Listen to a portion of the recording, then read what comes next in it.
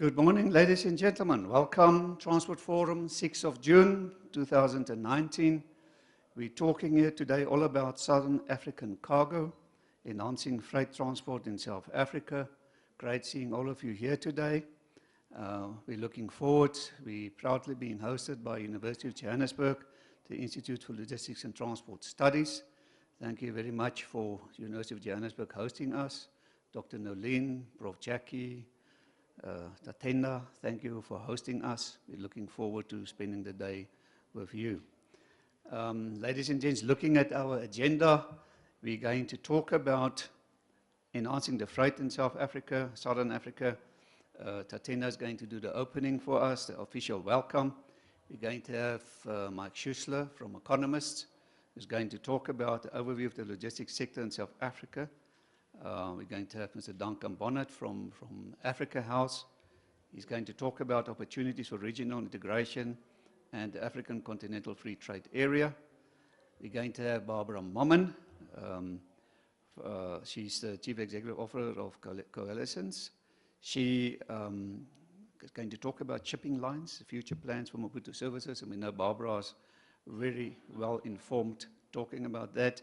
And she's bringing also along Mr. John McDonald. He's the Regional Reefer Manager, CMA CGM, to co-present in that slot. We're going to have Mr. Olubeng Lamatlodi. He's from SARS. They're going to talk about the progress report, customs reporting of conveyances and goods. We're going to take a short break then. We're going to have Prof. Alwyn Hoffman from Northwest University talking about the corridor performance monitoring system being developed for the Dar es Salaam corridor. Mr. Gavin Kelly is newly appointed Chief Executive Officer for the Road Freight Association. He's not here yet. In his absence, I want to congratulate him of his appointment. He's going to talk about the Beitbridge border post challenges faced by road hauliers. I really hope Gavin can make it. He told me last night that he's been called in, of all this torching of trucks. He's been called into a meeting that's 10 o'clock at duty, and I don't know whoever it is, but in any event, he's been called in to talk about the problem we have in our country at the moment. And he said to me he'll do his best to be here in time. So let's hope that he can make it. And Louise Widget, Manager Director, Global Trade Solution. She's going to talk about blockchain and the impact on global trade. So definitely exciting day. We're looking forward. You all know that these events are for free. So obviously we have valued sponsors sponsoring these events, and I would like to give recognition.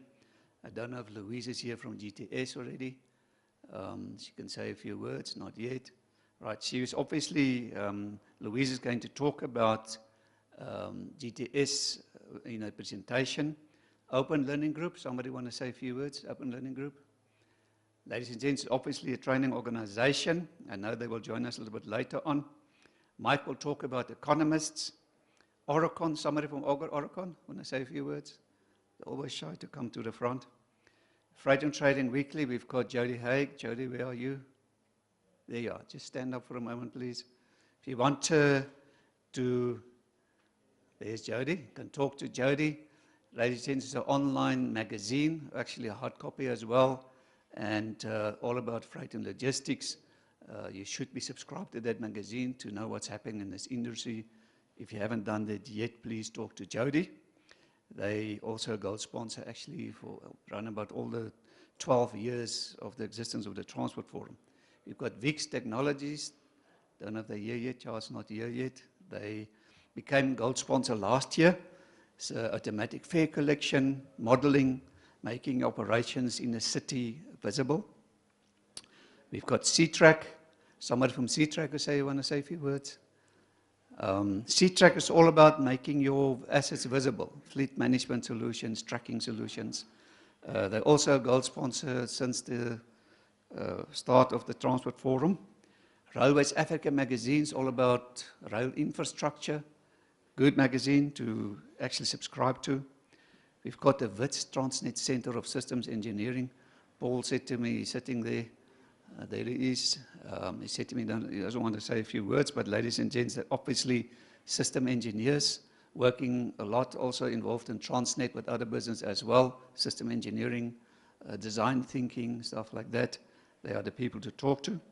We've got Kulula Work, great sort of packages for business travel. So and obviously on the Transport Forum website as well, you can click on that link. You see there's a lot of pamphlets in the lobby where they actually tell you more about their offering for business travel.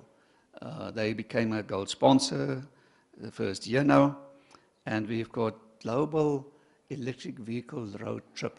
Julie will join us later on. They will tell you more about that. And what's exciting about this one, ladies and gents, they're going to have on the 1st and the 2nd of October, they're going to have a road trip with electric vehicles from Kailame in Johannesburg down to Bloemfontein, East London, PE, Mossel Bay to Cape Town to prove to everybody that this electric vehicles can do that long distance in South Africa. It's a global thing, so they do it all over in the world. So they're going to do it in South Africa, and they partnered up with the Transport Forum to actually work together that day. So let's give all these sponsors a big hand.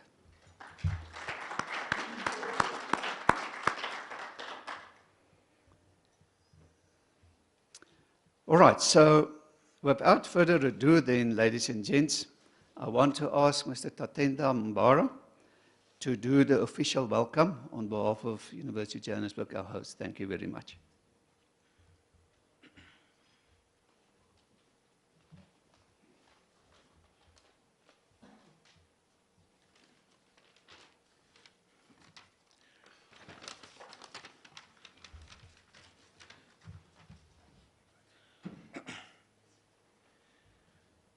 Oh, thank you very much, Harry. Good morning, ladies and gentlemen.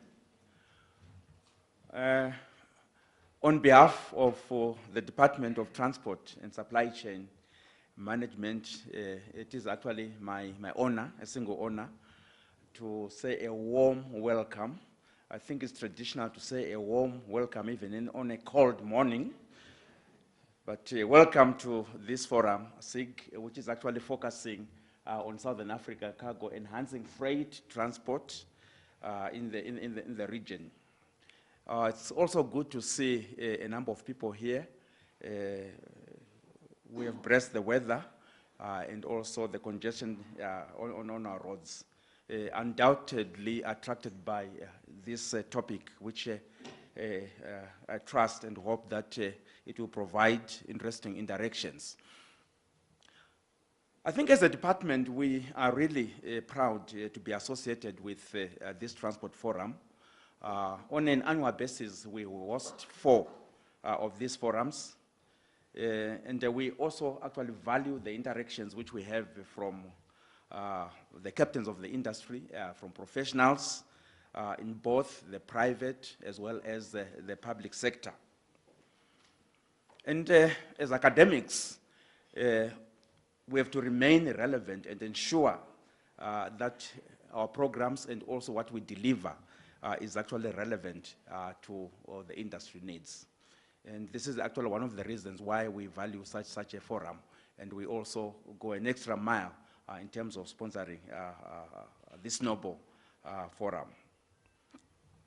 But our success in our endeavors clearly is hinged on the collaboration and also partnership, which we have actually crafted with a number of stakeholders, principally yourselves. And among the people who are here attending this particular forum, there are also quite a few who actually sits on our advisory boards, and we also want to say thank you. The Institute of Logistics and Transport Africa in our department actually spears research, and it also conducts a lot of programs, partnerships, and so forth with other universities. We have got linkages in a number of universities here in Africa.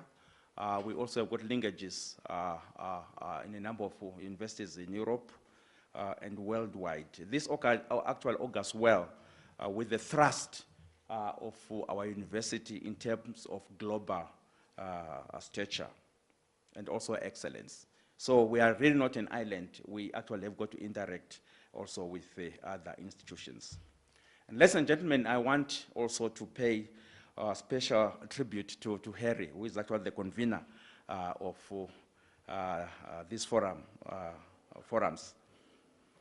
I must say, Harry, I really want to acknowledge and thank you for the excellent work which you have consistently conducted, I don't know for how many years. I think from the time I joined this university, you're actually doing this work, and they're actually doing this work very, very well.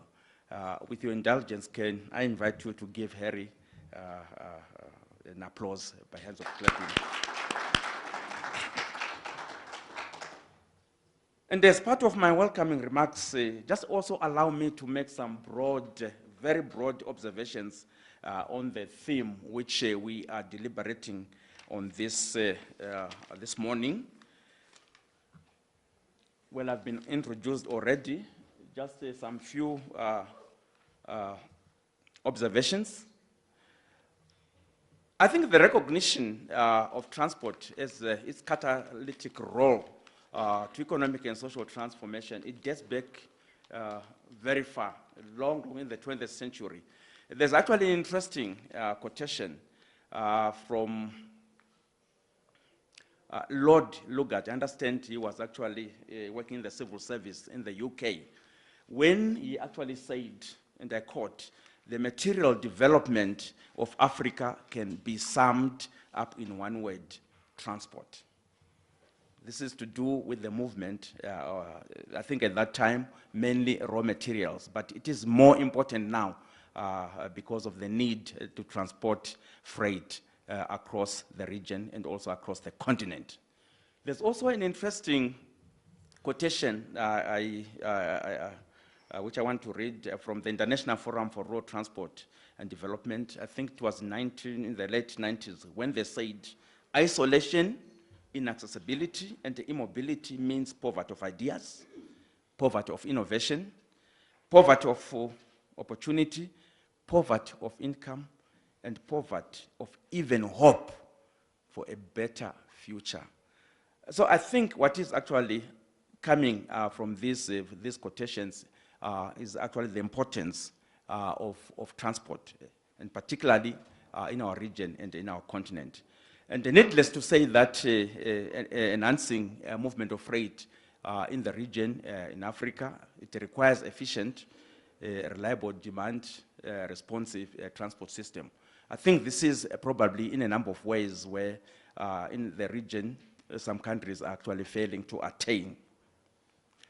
This is important because an efficient transport system, it's a necessity, it's a requirement, it's essential to grow the economy. Without efficient transport system, you can't grow the economy. And also for facilitating trade, as well as reducing poverty. I talked about inaccessibility earlier on. So recognition, there's a recognition by the World Bank that supply chain inefficiency is the main barrier, main stumbling block, hindrance to trade integration, particularly in the contemporary world. So we need actually to address these barriers. And improved supply chain systems will assist particularly our African economies to increase productivity, and also addressing manufacturing and service delivery, which is actually lacking in most countries. There's also an interesting quotation actually from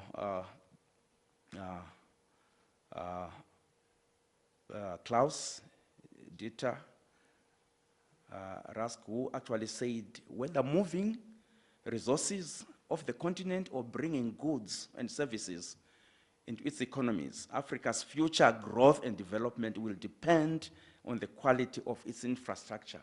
And I want to underline that infrastructure is critical, is important, and the efficiency of its services. So we've got the twin or dual issues here, or factors of infrastructure, as well as the service, the transport service itself. So transport is actually critical. But what are the challenges which we are actually facing probably as a region? I think the challenge is to do with a number of issues. Inefficient transport systems, which increases the costs in terms of trading. It's a major challenge for African countries.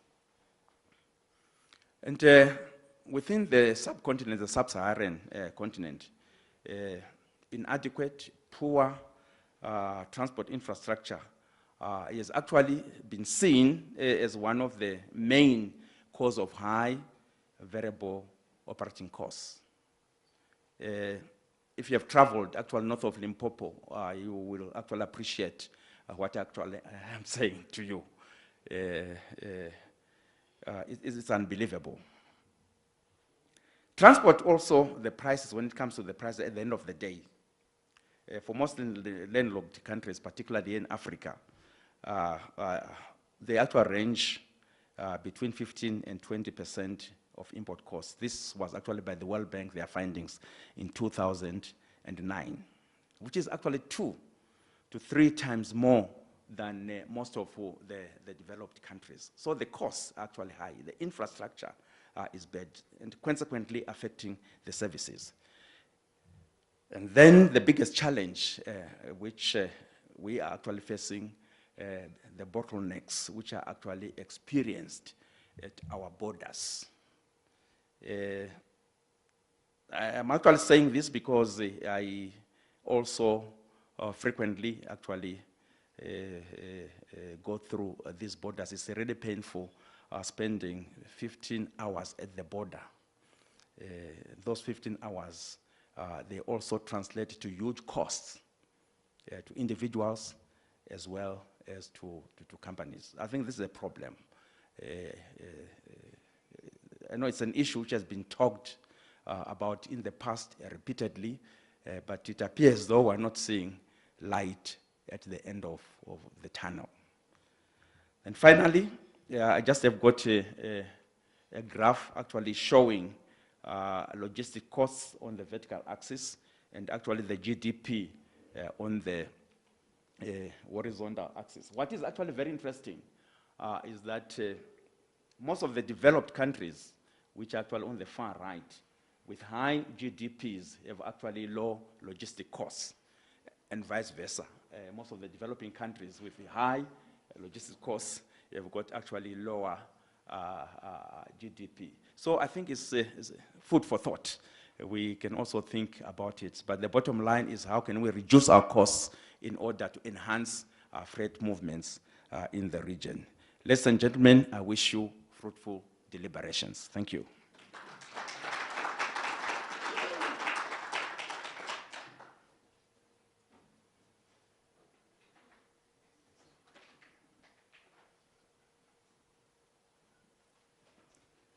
Thank you so much, Tatenda. We're looking forward to spending the day with you, Jay. Let me just get this up for us.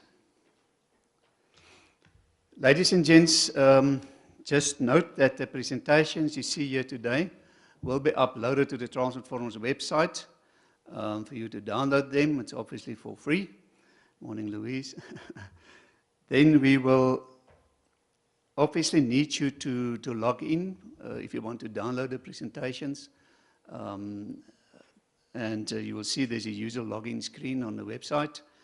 Should you not have an account yet, then you will just select sign up under the users menu. You sign up, a little process to getting yourself a profile. And then once you've got your profile created, the system sends you an email confirming your email address. You confirm it, and then you can log in. And once you've logged in, then you can select downloads from the menu, and the downloads feature will then take you to a little search engine, and the search engine will allow you to download the presentations. And what you can do is you can either in a top field type in a person's surname or a topic, and it will bring up all the presentations presented by that person over the past 12 years.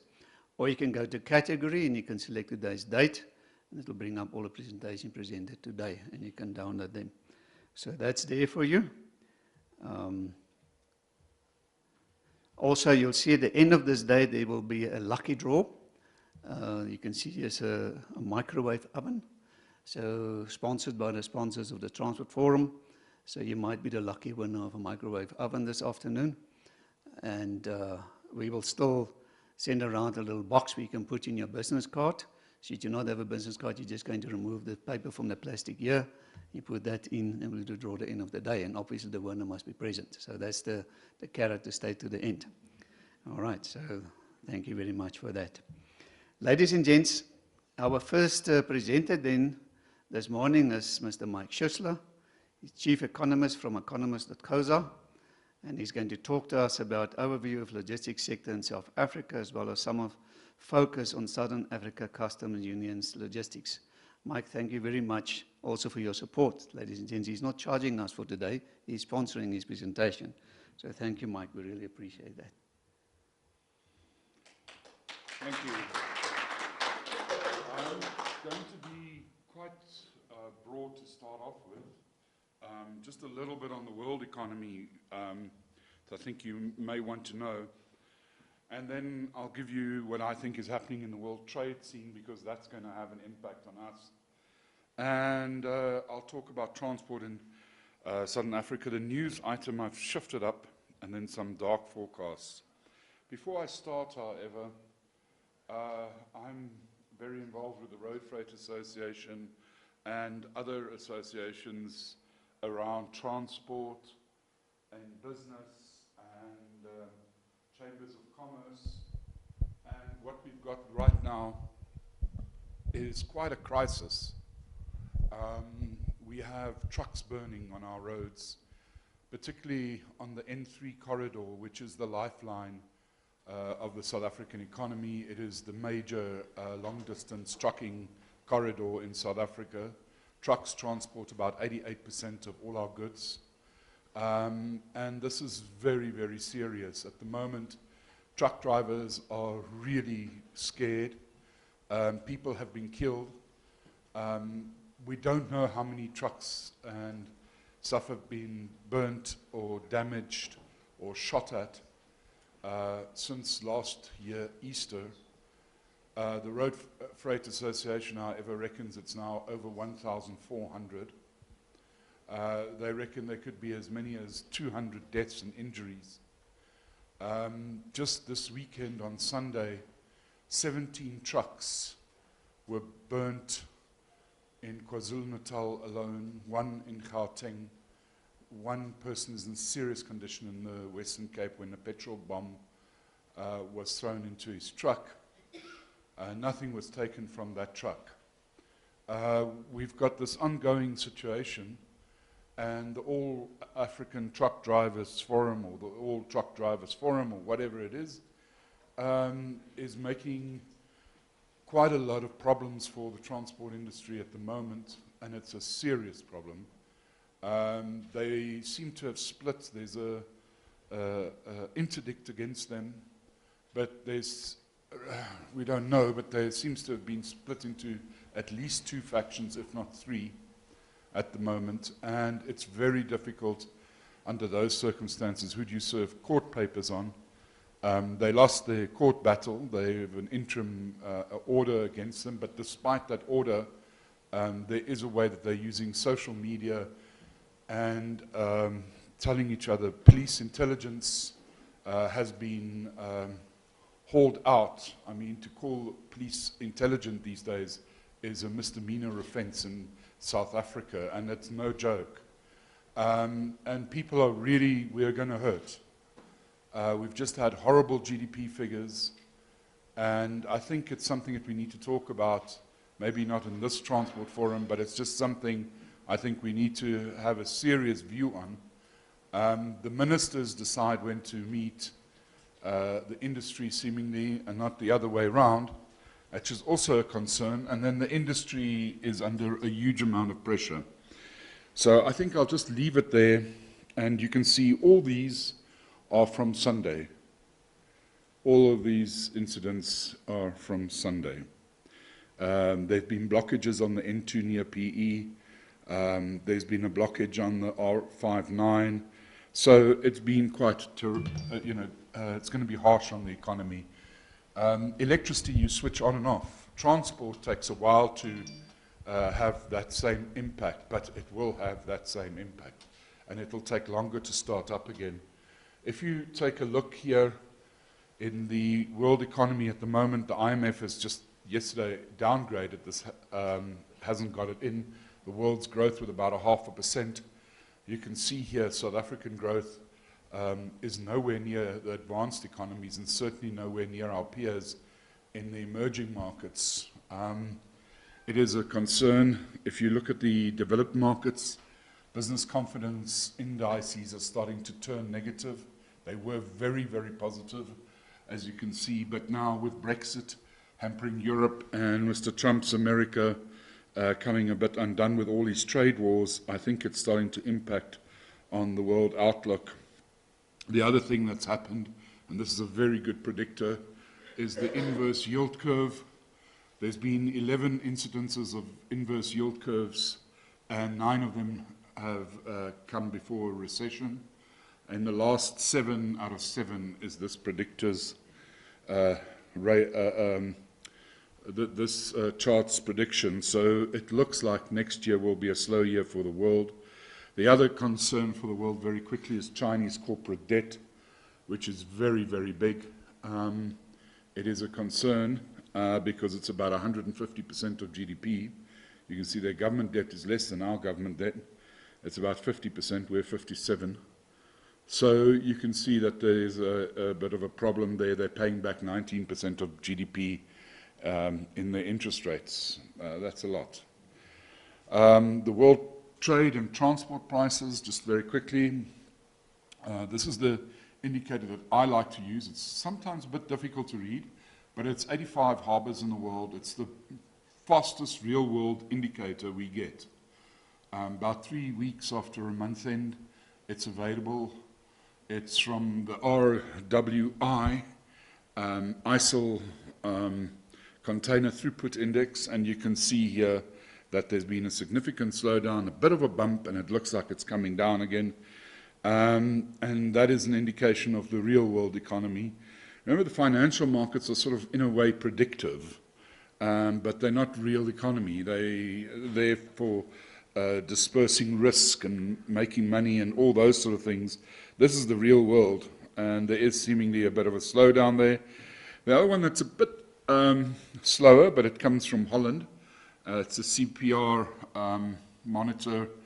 They monitor world trade and more global aspects, and you can see also here in recent times there's a bit of a slowdown, but also just a bit of an uptick. And generally when the world goes into a recession, a world recession is not negative growth. It's when the world starts growing slower than about 2.5%, people say, is when they call it a slowdown in the world. And when the world grows slower than population growth, then you are in a recession. So we're not going to be in a recession in the sense of going below 1.1, 1.2% population growth worldwide. We could go under 2.5%. The freight rates, if you go back to 29 or 27, they were very, very high. You can see then they declined in 2008. You don't see that here, but you can see it's been on a downward phase. There's just too many ships, and this is the Baltic Exchange Dry Index. So this is coal and iron ore, and gives you a fair good idea what's happening out there. The World Commodity Price Index, the Chicago Research Bureau one, it's just based a bit on American consumption, but you can see it hasn't really shot out the lights recently. There's been a bit of an uptick in commodity prices in the recent sun, but it's now on its way down again. And I just think that's not a good sign for South Africa, because we're still majorly a commodity exporter. World trade is about $18 trillion. Not quite sure how much the new China stuff is, but just trying to explain. If you've got $200 billion and you're going to put a 5% tariff on that, it's not big in the big picture. It really isn't, because at $18 trillion, that's big. Okay, but the thing is, there's ever more coming. And it's not only 5%, people are talking 25% on Mexican goods and this and that. So this world trade thing is starting to become bigger and bigger. We were hoping, and there were very good signs, that the trade war was going to quieten down. We're not sure anymore. I think Mr. Trump is really ratcheting up the war talk, and the stuff is going to hurt his own economy. And we all know what trade wars did in the 1929, 1930s. Okay, this is the transport side, shouldn't be consumer side. This is what you came to see. So leaving behind the trade, that's slowing down, let's have a look at what makes up the South African transport sector. And I'll tell you right now, the majority, that purple there, is the road freight part. This is people who get paid. And then scheduled passenger transport, other than rail, they seem to just put rail all together there. And then you've got transport agencies. Air transport is not that big, but cargo handling and air transport and storage about the same. When you go and look at the big transport companies in South Africa, and I exclude Transnet for the minute, if you look at them, they make a lot of their money not from road freight necessarily, but from the activities where they give other people advice, or they take over other people's scheduling and logistics and stuff that they get paid for. That is not here. Because that part that they do the logistics on will fall under them, they get paid. But when that other guy, the pick and pay guy, puts in the fuel, that's his cost, and it falls under retail, and it's his driver. And so we must say that it excludes own transport from mines or pick and pay.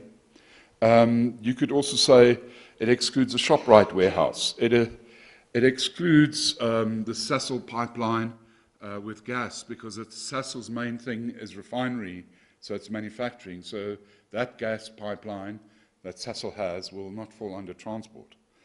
It leaves out unscheduled transport. I think it's taxis mainly.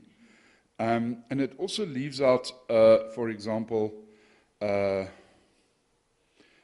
school bus trip and that type of stuff. So the unscheduled part. And my sense is when I look at the pipelines and I look at the money that we pay for the pipelines via the petrol price only, then the pipeline here is very small. So what it also excludes, just very quickly, is excludes somebody like Clover. Clover, for example, has a very big transport business, but their main thing is producing milk and milk products and the like. But when they transport, they also transport things like Red Bull. So it's very difficult, but you could say that transport in terms of value add, that is those people that are paid to transport by others, their products, if you want. Transport for contract or passenger transport, it's about 4% of GDP. GDP is a value-added measure. So when you go and look at the costs that transport costs this economy, as the professor pointed out, it's quite high. It's about 13%, we estimate at the moment. Transport employs about 3% of the non-farm payrolls, we call it. That's the formal sector without agriculture. And I think if you say to yourself, wait a minute, there's 373,000 trucks, but only about half of them are on the road for contract, or on the road, let's put it that way, a bit more than half, about 225, we think. But ultimately, you go and look at that and you say, but not all of those are transporting for other people, they own transport. So if you add those staff from the own transport and related stuff, then on a different methodology, you could probably make that there's about 7% of the workforce, the non-farm payrolls in transport. Here's just the number of people employed in transport. It's about, well, it's exactly in 2016, 332,000. But again, this is the amount of people that are working for companies that get paid to transport others or other people's goods. So that just puts it into a nutshell, if you wish. If I then more than double that, then I could say there's close to 700,000 people in transport in one way or another. You know, you don't always think of it, but if you go to Lanseria Airport or even OR Tambo Airport, there's a heck of a lot of private planes. And for those companies, they employ pilots, and there's mechanics. But it'll fall under Anglo-American, or it'll fall under whatever, you know, the chicken farmers and so on. So we don't always think about that, and planes are now very small.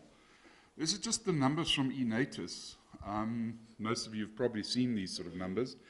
But at the end of March, we had about 332,000 minibus, most of which is used as taxis. So you could probably say there's a good 300,000 minibus drivers. I'm not sure how many, but I think you could probably get quite close to 300,000 there alone. You can see buses, minibuses. The LDVs and panel vans, half of them will belong to farmers, half of them will belong to other people and so on, not for transport but necessarily. And some of them will be, you know, garden services and the like. But just to give you an idea, large trucks, 377,000, and heavy trailers, 200,000. That's what we have in South Africa in transport stock. Here's the other thing. I was going to make this even better, this graph. I just didn't get around to it, but I'm going to explain this. You can see the uptick per month. Whoops. You can't see the blue. Okay. There was a very big uptick, but about, and I'm going to go here and just try to talk you through this. The record amount of people, or the trucks that we probably saw passing the N3 Tugela toll road was probably sometime in 2017, 2018. Since then, it's been flattish. It is seasonal. We got to over 180,000 trucks passing there in 1 month. That means if it's a 30-day month, it's more than 6,000 trucks a day. So you can see how important the N3 is, coming back to all the violence and the burning of trucks that I spoke about in the beginning. It is really a big pain on the economy. And we know that people make use of alternative routes, the N2 via Richards Bay and Armalua and the NL11. I don't have those numbers right now readily available. I am working on getting them for a very different reason, which I'll show you now. I hope you can see this. Oh, yeah, slightly you can see this. International air cargo had a big jump in and out of South Africa in 2016, 17, 18. And since then, it's come down a bit. I think you could probably say it has a bit to do with imports, because I think we fly more things in than we fly out. Yes, we fly out grapes and we fly out flowers, probably gold and platinum and those things. But think of the cell phones. I don't think people want to put a cell phone full of a container full of cell phones into our harbors right now. So I think if you look at cell phones, medical equipment, all those sort of things, and they're more likely to come onto the international air cargo. We're finding out more and more. We're investigating this arena quite a bit. And there has been a little bit of an uptick recently, but you can see the weakness of the South African economy. You can also see it in the amount of, about 4 years ago, we already surpassed in this country 27 million cell phone imports in 1 year. And we haven't really gone beyond that. We're still there. So it says here that the consumer is delaying the purchasing. Land freight, that's both rail and road. These are the growth rates. I hope you can see them. I'm going to have to stick to a red theme for these things. There's definitely a slowdown. I mean, we know what the GDP figures were.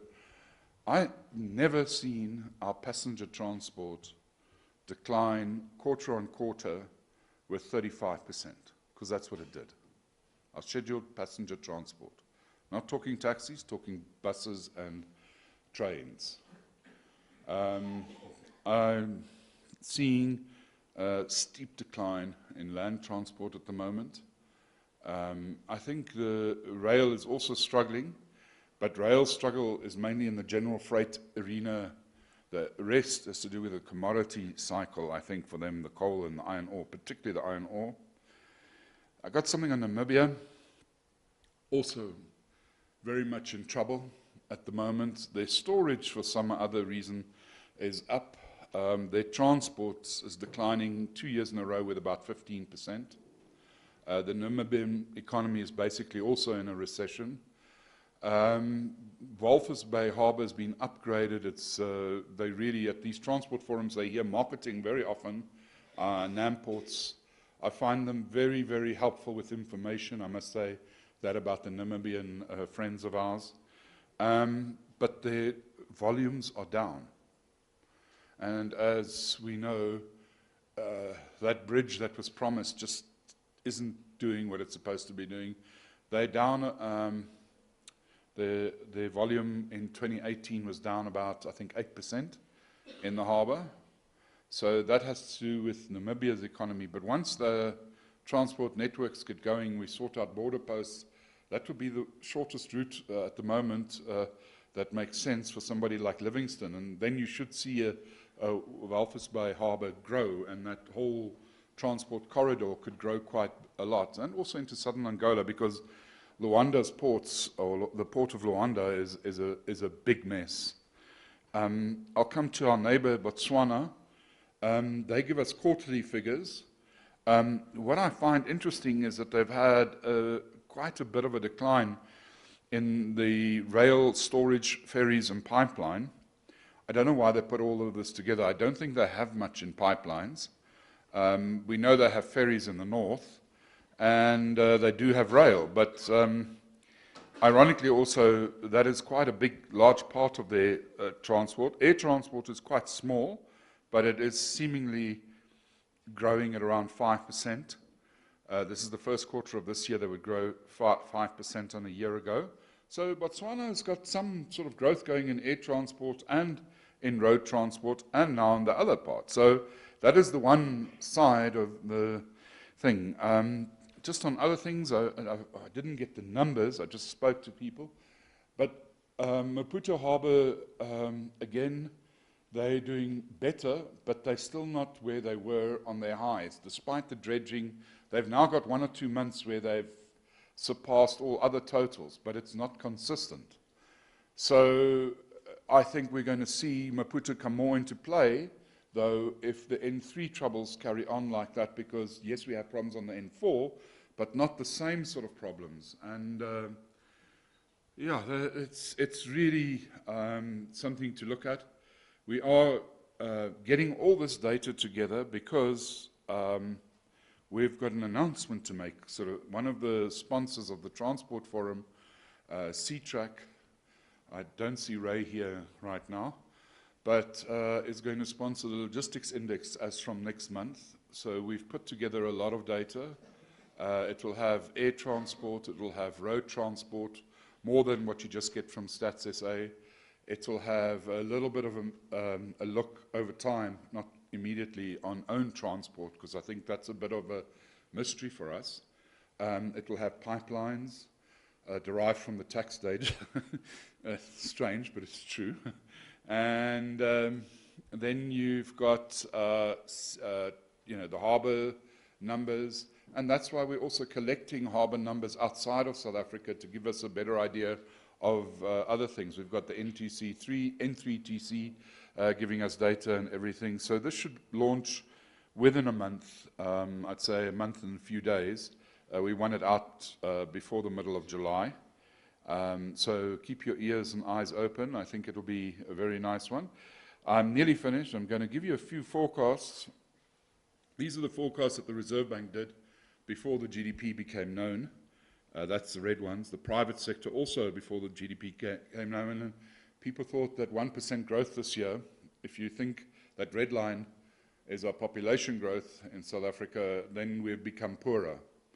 And we've been doing that now for the 6th year in a row.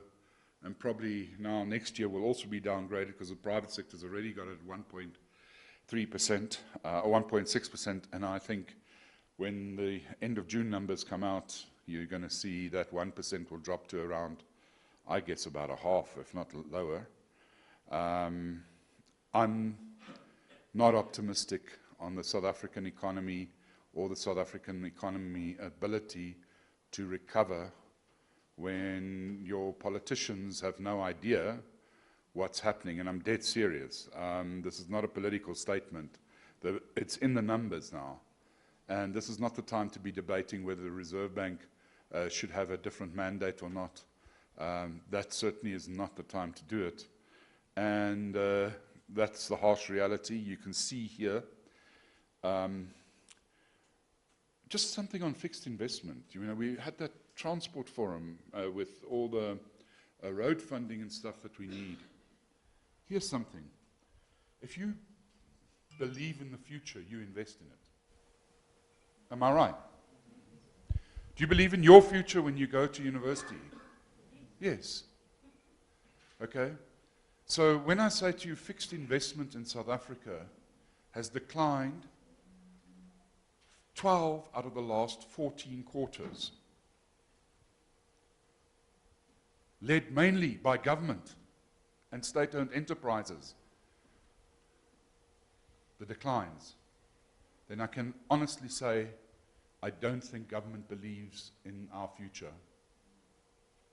And I think it doesn't matter who and what you are, you put your money down. If you don't put your money down, don't come and talk to me. If you don't put money in roads, harbors, electricity, all this type of stuff, so we get these painted things, and then when we invested in the electricity, then we find out the stuff isn't right. When we fix it, costs us even more. Then we order trains, we find the train sets are wrong. So despite even lower investment, despite the PR, if you go and look, the South African Reserve Bank and Stats SA, what they're showing us, what's happening to fixed investment, what's happening to construction firms in this country at the moment, it is a nightmare. And I'm being dead serious. It's not a political statement, it is a real fact. And that worries me. You can see our per capita GDP is declining in relationship, we've declined now for 5-6 years, but in relationship to the rest of the world, we're really starting to decline. This is up to 2017. The 2018 figures come out within the next month or so.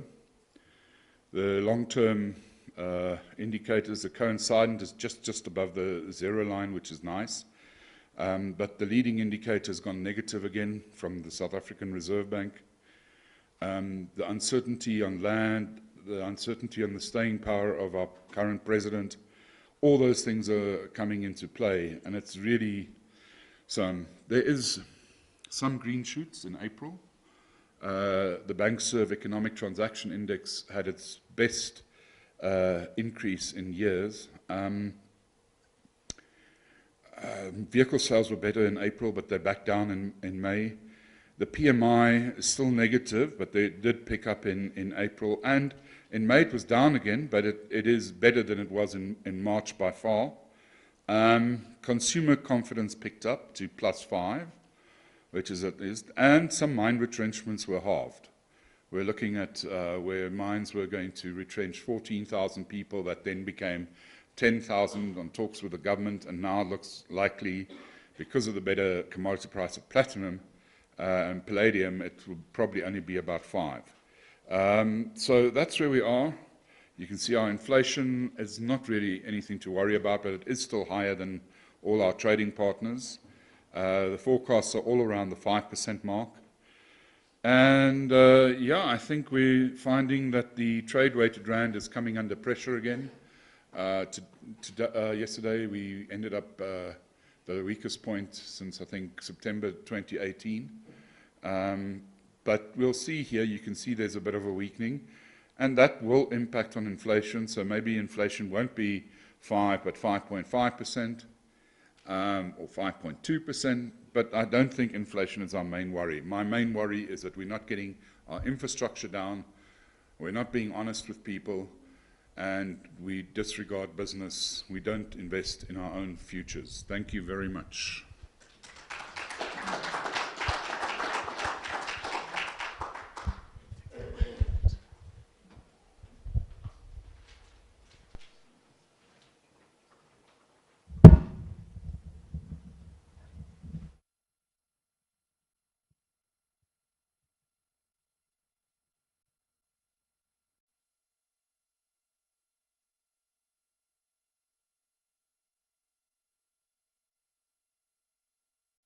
Thank you so much, Mike. I don't know how to say this. Thank you very much for the statistical bad news. But I think what we only can say is let's stand together and get our economy going again. So thank you very much, Mike. We're looking forward to the panel discussion with you. Ladies and gents, our next presenter then will be Mr. Duncan Bonnet. I don't know if I'm pronouncing his surname correctly, but Duncan, please help me out. He's the director of Africa House. He's going to talk about opportunities for regional integration and the African Continental Free Trade Area. Thank you very much, Duncan.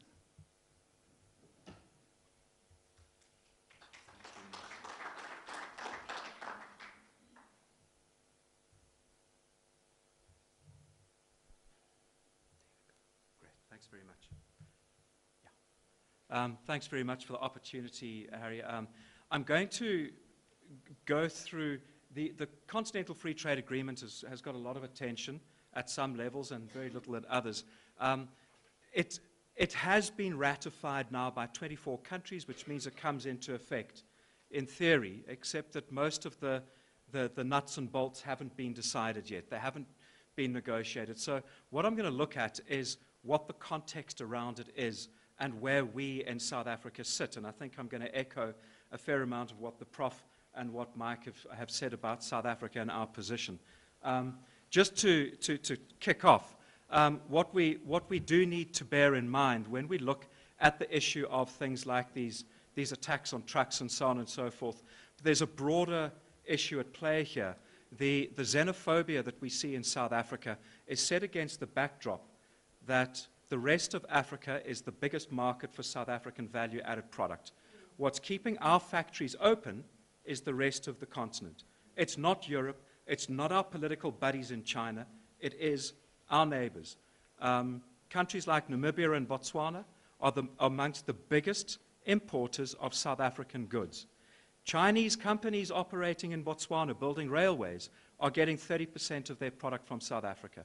So we need, as business leaders and as people that own companies, to get this message across. I don't see it coming from business leadership South Africa, certainly don't see it coming from government, that we are integrated into this region. I travel extensively in Europe, I travel in Asia, I travel in Latin America. We are not on the radar. I don't care what people say about China taking over Africa. We account for less than 4% of China's foreign direct investment globally. Bangladesh last year was granted more investment and direct aid from China than Africa was. Put that into context. Okay. I'm not going to go through these first few slides. If you want to know what we can do, we can look at it. But what I want to do is just look at people talk about Africa, and you see it in the press, and you see it in public pronouncements about African growth, and it's going to be 1.2% or 2 point whatever percent a year. It's much more nuanced than that. If you look at the actual numbers, you'll see that in places like East Africa and West Africa, excluding Nigeria, growth is much quicker. So if you take the laggards, South Africa, Nigeria, Angola, the three biggest economies in sub-Saharan Africa, out of that picture, and if you take the North African economies which largely haven't recovered yet from the Arab Spring, out of that, sub-Saharan Africa is growing at anything from 5 to 8% a year. That's important for us, bearing in mind where we're exporting non-commodity exports into, so our manufacturing base. It's really important. It's also, if you look at this, Southern Africa, our neighbors, and we tend to find that South African business will look at South Africa and say, well, if it's bad here north of the Limpopo, it must be a disaster. And then they back it up with Zambia. Edgar Lungu is trying to ZANU-PF their mining sector. The president of Tanzania is not far behind. So we tend to say, well, if that reflects the rest of Africa, when in fact, if you go to places like Ethiopia, Kenya, Uganda, and into some of the more progressive West African nations, the growth is pretty quick and it's good. So by 2023, there'll be 5 economies with a GDP over $100 billion. 5 years ago, this is in sub-Saharan Africa, there was only Nigeria and South Africa. Angola, depending on the oil price, jumps in and out of that. And then 5 more above $50 billion. A lot of that is in that East African seaboard, where we're seeing such large investment in energy and energy infrastructure. Infrastructure-led growth. A lot of this is taken from a PwC study, but also from our own internal research. Infrastructure spend in Africa, in sub-Saharan Africa, is still going to grow by 10% a year and will exceed $180 billion by 2025. Now, also bear in mind, keep bearing in mind what is happening on that N3, because a lot of that infrastructure is in rail and ports, and every single port, from the port of Maputo, Beira, Nacala, some of the new ones, Walvis Bay, Luanda, Blessed, and further up the coast, certainly the port of Lobito in Angola, are upgrading their infrastructure. So last year, for the first time in 35 years, cement and mine inputs flowed from Lobito into the Congolese copper belt, and copper and manganese flowed back out the other way. What does it mean for us in South Africa? It means that importers and traders are not looking south. The port of Maputo aims to double its capacity over the next few years. We were part of a study that looked at that. And what does that mean? They want Gauteng business to take it away from Durban. They want Swaziland business. They want Zimbabwean business. So if we don't get our act together in the transport and logistics industry, we're going to lose out, and manufacturers will lose out, because with a global environment, companies to the north of us can source from anywhere in the world.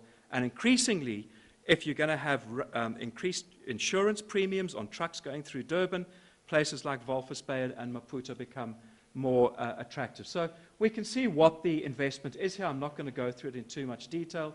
Rail expected about 93 billion in the foreseeable future. It's a very difficult investment to unlock, because trucking industries, and we see it here, we see it in every country that we deal in, are usually very politically powerful.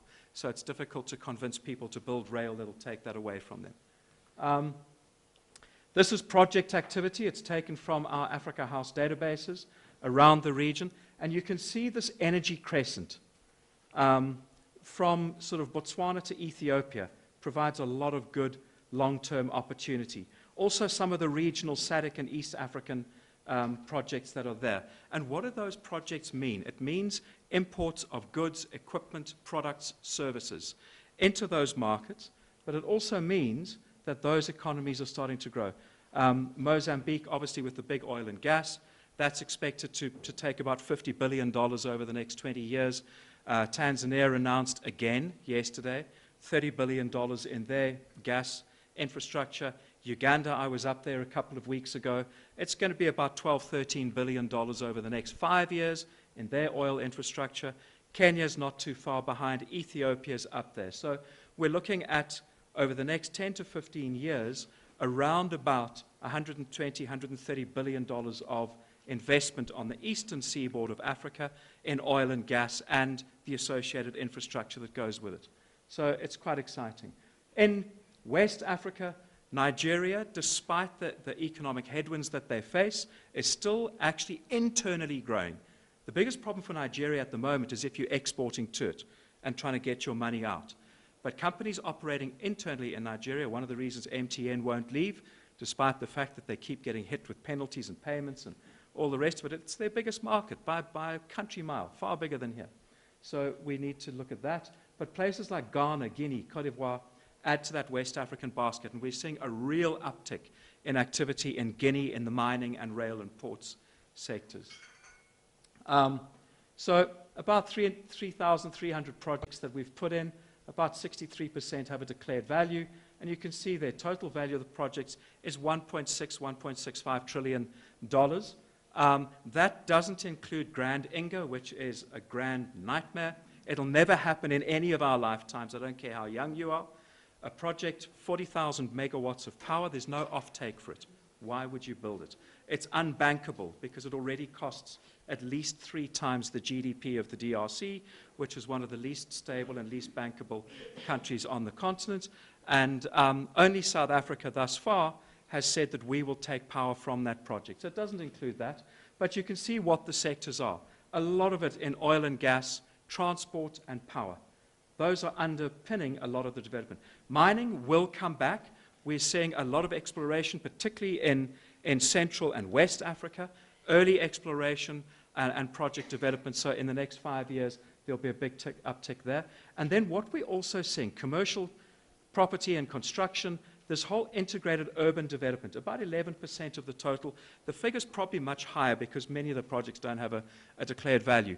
But the growth of African cities is something that is going to push a lot of development of infrastructure over the next 10 to 15 years. That's just bringing it all into context. So you can see where the big population areas are, where the corridors are.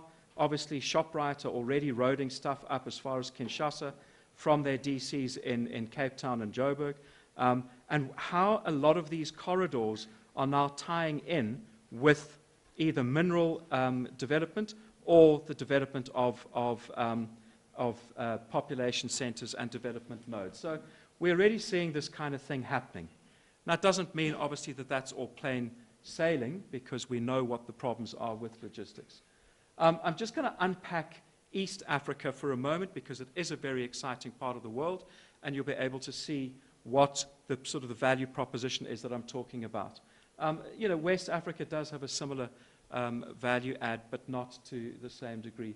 And you can see here, this area, so from the eastern DRC through to Ethiopia, and now possibly Eritrea, what is happening, whether it's unlocking value chains, 100 million population in Ethiopia, Uganda's oil and a regional center for this part of the world, Kenya, the business hub of East Africa, although that's changing as well, an emerging possible oil producer, crucial to unlocking hinterland developments, a lot of activity around ports, around Lake Victoria and Lake Albert that are being unlocked, Tanzania, major gas potential and oil, ongoing mining development, if they could get their president to stop chasing the miners out, and key linkages into this area.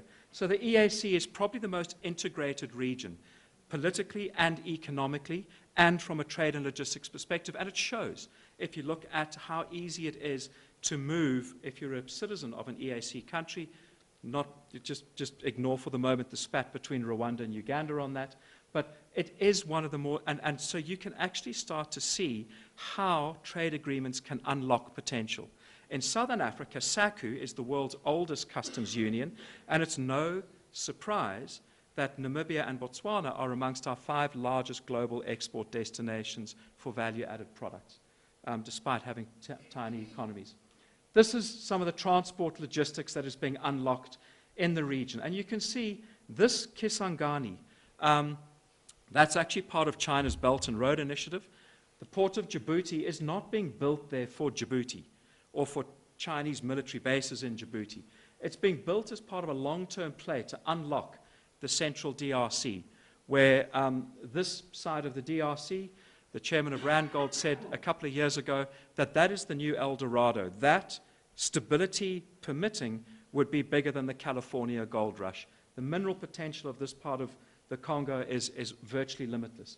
And you can see how all of this integration is starting to take place, including oil, the oil pipelines out of Lake Albert down to Tanga, and Umpalungu Port here in Zambia up into the Great Lakes. So it's something that once this starts happening, once again, where does that leave us as South Africans? And this is where it kind of gets to. The world's largest trade bloc, if you have all 55 countries.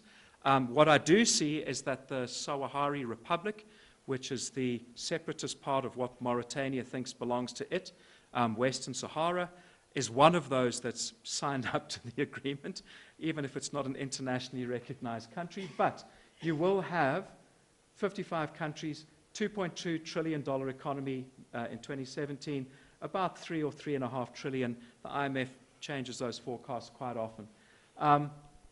The bulk have signed the agreement but not ratified. 24 have actually ratified it, so it's now in force. Those countries haven't. Nigeria is actually the only one that consulted the private sector, so that'll give you an indication. And the Nigerian private sector said, hell, we make very nice money by not having proper competition in the market. So they said, no, thank you very much. And that is a bit of an issue. The deadline for submission of tariff schedules was 2018, but now it's likely to be late this year. What you're essentially having is a tariff phase down over 5 years on 90% of goods and over 10 years for the least developed countries, and then negotiations on sensitive or protected products. Just as a real-life example, what we saw taking a client into Tanzania, we should get, under the SADC trade protocol, a 25% tariff advantage on their product, but the stuff from Turkey is being smuggled in, so they don't get that tariff advantage. Bear in mind that import duties and additional taxes are a key source of revenue for most countries in Africa, and if you then start to implement this trade agreement, what does it mean? What it should mean is that those countries will start looking far more closely at transshipment and smuggling. In other words, somebody brings stuff into Joburg from China or from India or wherever it happens to come from and says, oh, it's South African, I'm SADC certified, and exports it. We've started to see that even our own customs officials are now cracking down on that and asking for the proof that it's made in South Africa. So perhaps this agreement, once it starts to roll out over the next few years, will mean that for South Africa, particularly into that East African region, we don't have free trade agreements as yet with Kenya, Uganda, Ethiopia, or Egypt. We will start to get better access into those markets, but it obviously is contingent on the implementation of that thing properly.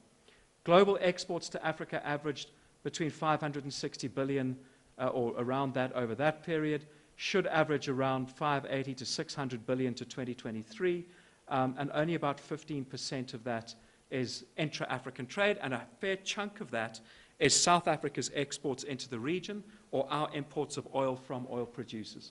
So if it's successful, it's not guaranteed, could see a rise of between $16 billion immediately in opportunity and up to about $50 billion if non-tariff barriers are also addressed. And that's things like logistics. It's bribes going through Kasumbalesa into the DRC, and other areas of non-tariff barriers. And there's a whole range more of those. But it requires that commitment to eliminate smuggling of goods from third-party countries. And interestingly, a lot of our European clients are now asking us about this and saying, a market of 1.2 billion people, that quite possibly offers us an opportunity to set up manufacturing and assembly plants in Africa. It's no coincidence, I think, that Volkswagen and Renault have been the first two, and Ford, I think, as well, to start looking at assembly plants in places like Rwanda, Ethiopia, Kenya, Nigeria, Ghana. They're looking at a longer-term play, and we as South Africans need to do that as well. We can't just sit navel-gazing and waiting until everything's rosy, because it's never always rosy everywhere. But that's what we're starting to see. Domestic players and foreign entrants. Kenyan companies, just through COMESA, are looking at Zambia. They say, we're not scared of South African companies anymore. You guys are not that competitive. You're not that great. We want your market in Zambia. So we need to be aware that it's not just, we're not just looking at China, we're looking at the whole world. And that's already underway in many of these key basic sectors. Those are the countries that have signed up already. You can see them. A lot of West African ones, Egypt, and then these key markets in East Africa, and a couple of our neighbors as well, but we already have preferential access.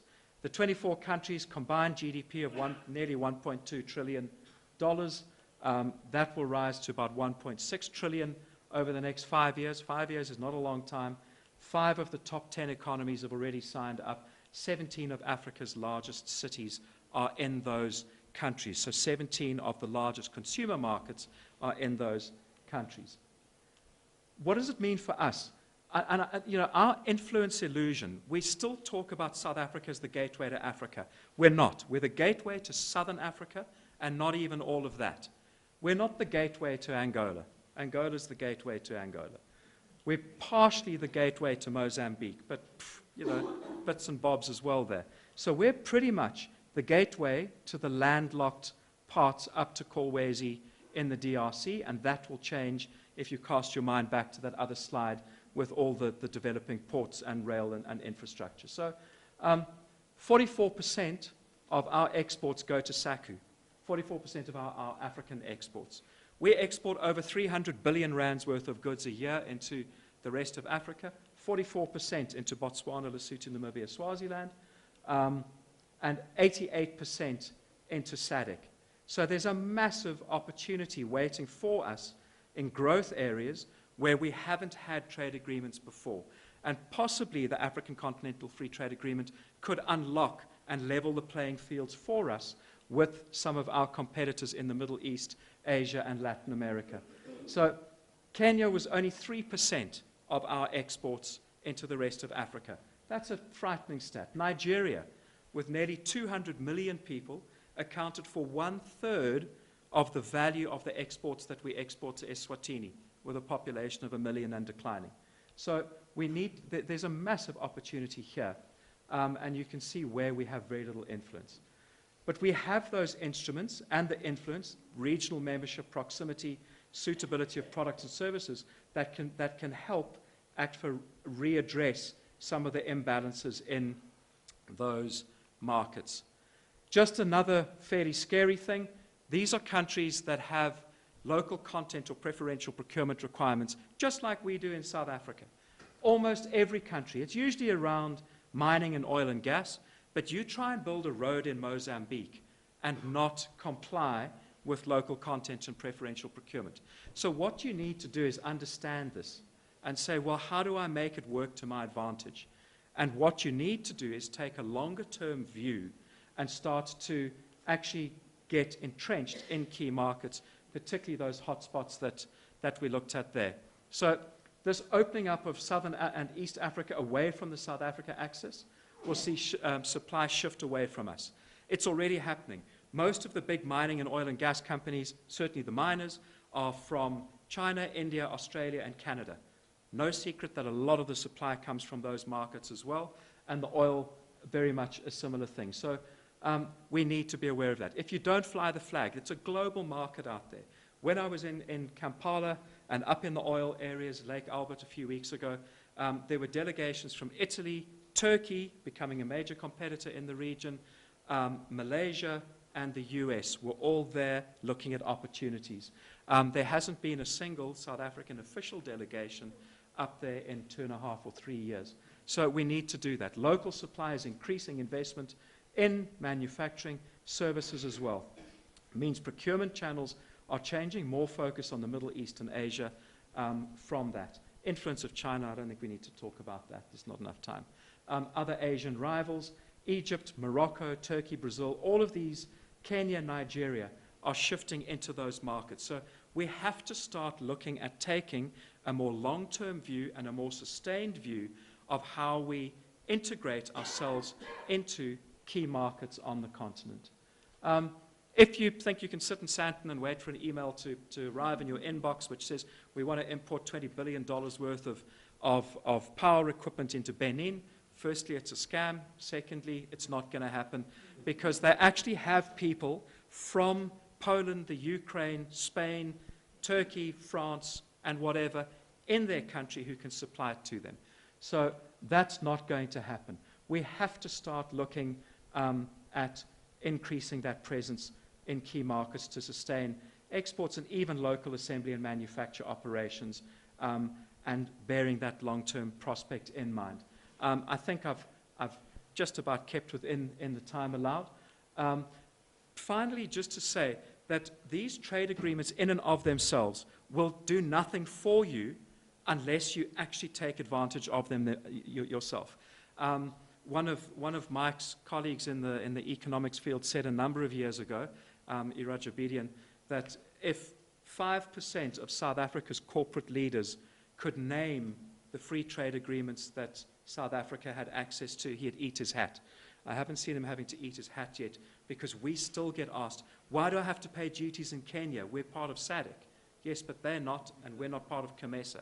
If we are not going to understand the operating environment that we have, the instruments that we can use, both through private sector interventions and through state interventions, we're going to lose. Because every guy sitting in Paris, London, Beijing, Sao Paulo, knows exactly what support he or she can get from their government and from private sector to enhance their capacity in markets that they're targeting, including our own.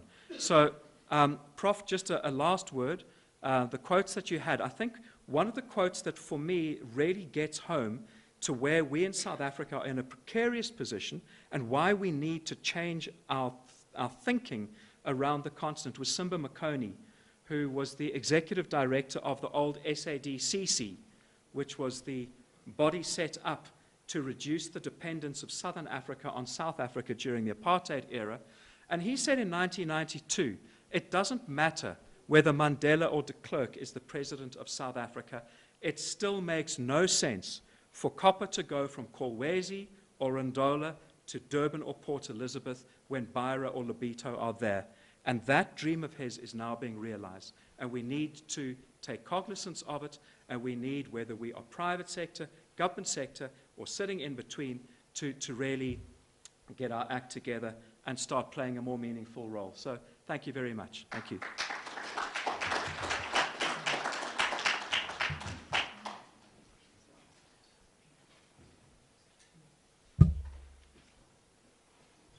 Thank you so much, Duncan.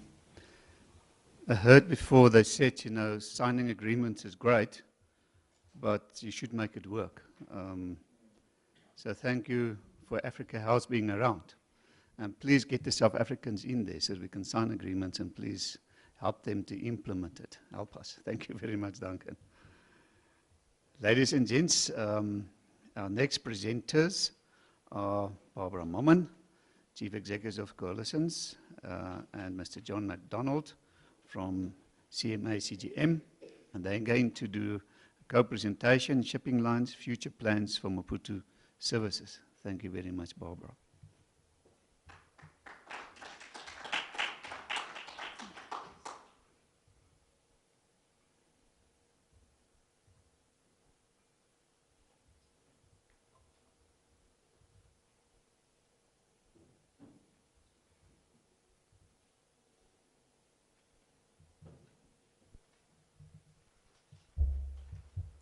Thank you very much, Harry, and it's a great pleasure for me to be here in a completely new capacity.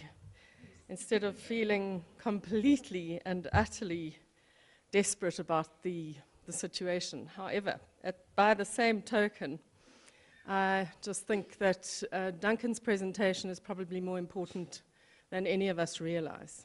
And now that I'm not with MCLI, I can say this, and I will not disappoint you and stay on the safe side. But if we do not, as a South African government, really take a 180-degree turn around what we think is important, we're just not going to make it. And the reason I say that is that despite wonderful infrastructure and really talented people, it's not enough if the government is still navel-gazing. And we really, really need to get that message to the top and to say, catch a wake up. The world out there is not really interested in whether the Reserve Bank should be dealing with job creation, etc., etc. So, yeah, I think the challenges are enormous because the political will that has been lost as a result of the Zuma years is going to be felt. The ramifications are going to be felt for some time. And the focus that's been entirely taken off the international markets and trade competitiveness has, I think, made it very difficult. And just lastly, to say that a certain deputy, premier of a certain province who will remain unnamed, so busy getting rid of political opponents in one way or another, or allegedly so, if he had got a grip on the value that his province could have added to the Maputo corridor, we would not be sitting with one of the biggest issues around regional integration, which is the fact that one of the second busiest, or sometimes the busiest, border post in this country still does not have a 24-hour operation. That, to me, is inconceivable. So let's go on to the thing that I like most, and that is the fact that our focus really does need to be on the region. The advantages of Maputo are majorly distance. There are many of those but just if one looks at this, you could say to me, well, how on earth is that a competitive distance? Well, the possibility for a 24-hour or 26-hour turnaround time between Maputo and Durban is the competitive thing if you are using road. And the lack of congestion in Maputo means you can get your trucks in and out of there sometimes in a day. That reduces your costs significantly. Comparative rail distances, well, that is a no-brainer. And again, because I'm not with the MCLI hat, I can say to you that a certain freight rail service provider in South Africa, I would say specifically manages its pricing levels to favor South African ports, makes it very expensive to make rail competitive for Maputo. And that's an about turn 180 degrees of what I've said if I had had a previous hat on. But if one looks at this, one has to realize that it makes no sense for minerals to be sending bulk minerals through the port of Maputo by road. There are in excess of 1,000 trucks a day carrying chrome and coal and other minerals to a lesser extent through that border post.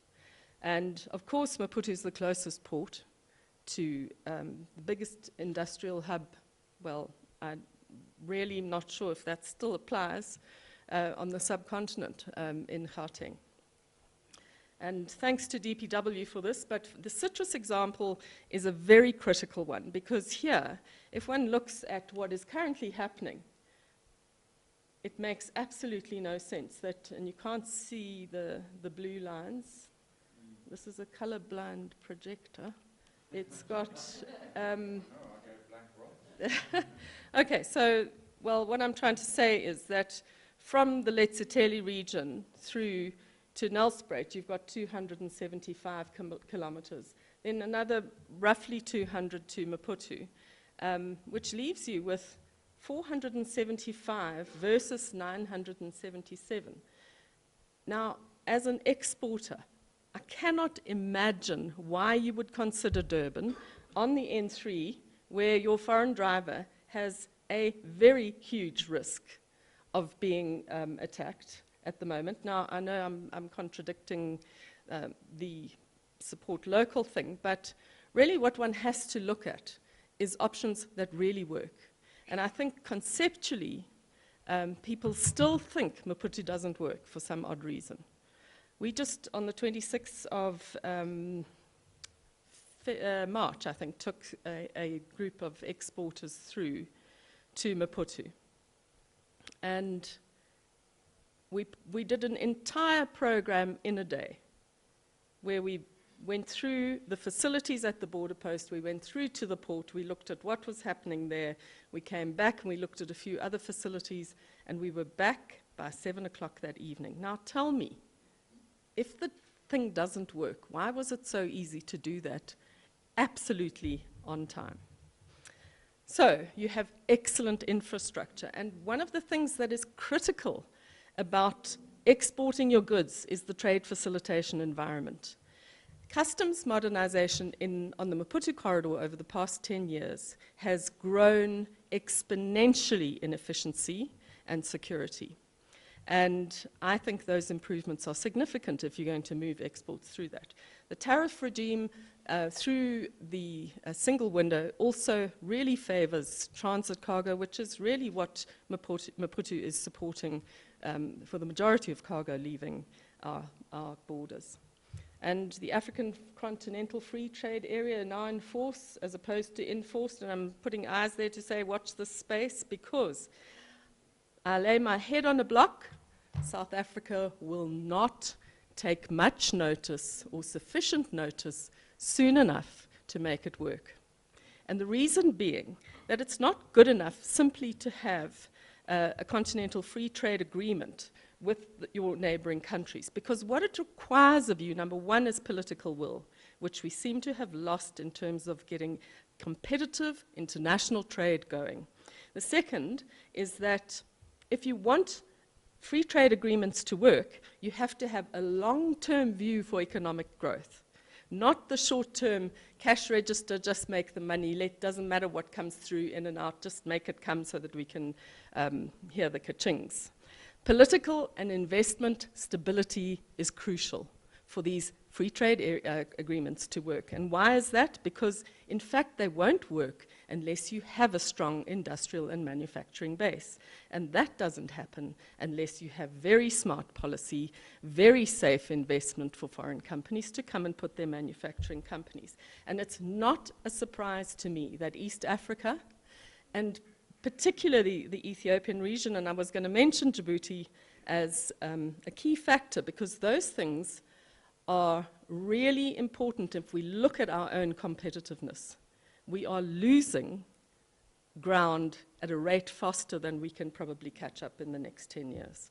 I hope I'm wrong. The geographical location of Maputo, and I'm not going to go into this, we know that it's really central in terms of the West and particularly Far Eastern India.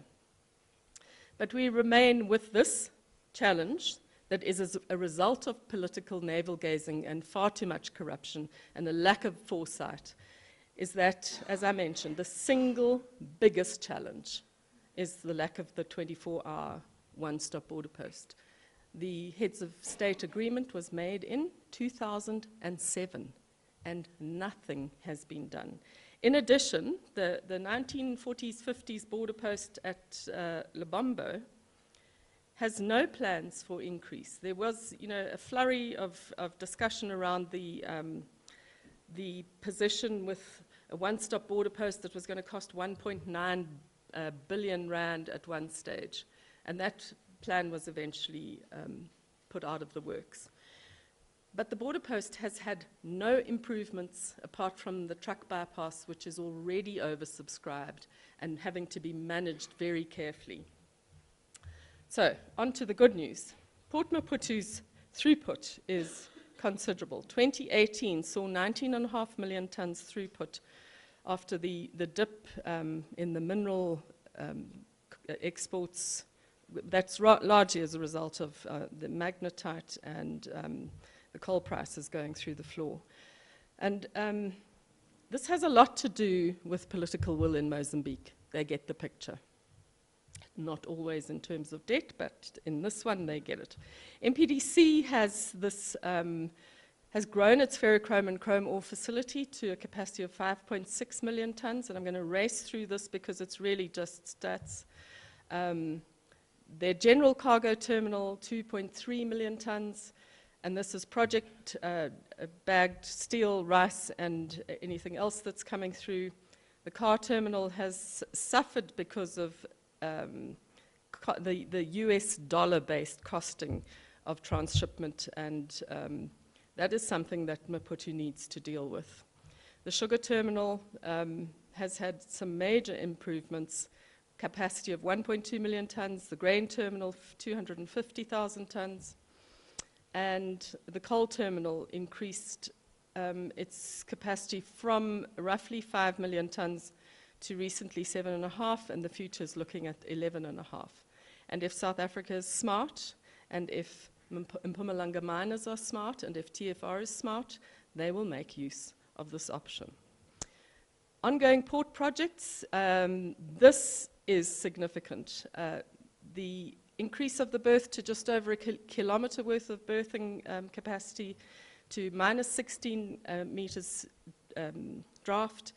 And this, I've got information this morning that says this project will be finished by the end of 2019. Then quickly onto the container terminal. I'm going to miss this because I'm running out of time and go on to the shipping lines. This is the current scenario that is servicing the container terminal. Obviously, there are certain of these lines that also have service general cargo or other cargo at some stage, but I'm not mentioning every single shipping line that is using the port here. It's mostly container terminals. So you've got Maersk, you've got CMA, CGM, and John MacDonald is here. Thanks, John.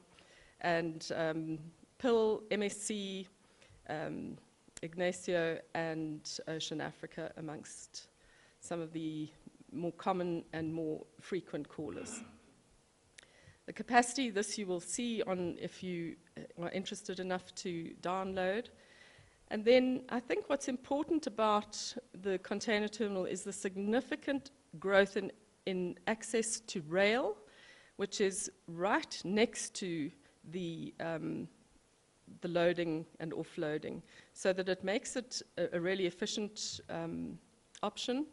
And there's new equipment, and that is really a boon to the efficiency.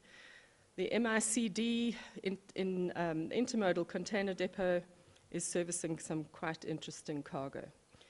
A very exciting development, which we're hoping will mean that citrus exports will seasonally go through Maputo in greater volumes, is the new inland container depot in Komatipoort. It's, in brief, 18,000 square meters, 1,000 meters of square meters of warehousing, 2 reach stackers, and 3 forklifts that are there ready. The reefer area is going to be increased significantly to 450 spots. And really, what you're not going to get here is the scenario where your truck sits at the port for 3 days. Just some pictures of the RTG cranes and the rail siding that I mentioned directly onto the vessel stacks. Thank you very much, and I hope I've left some time for John.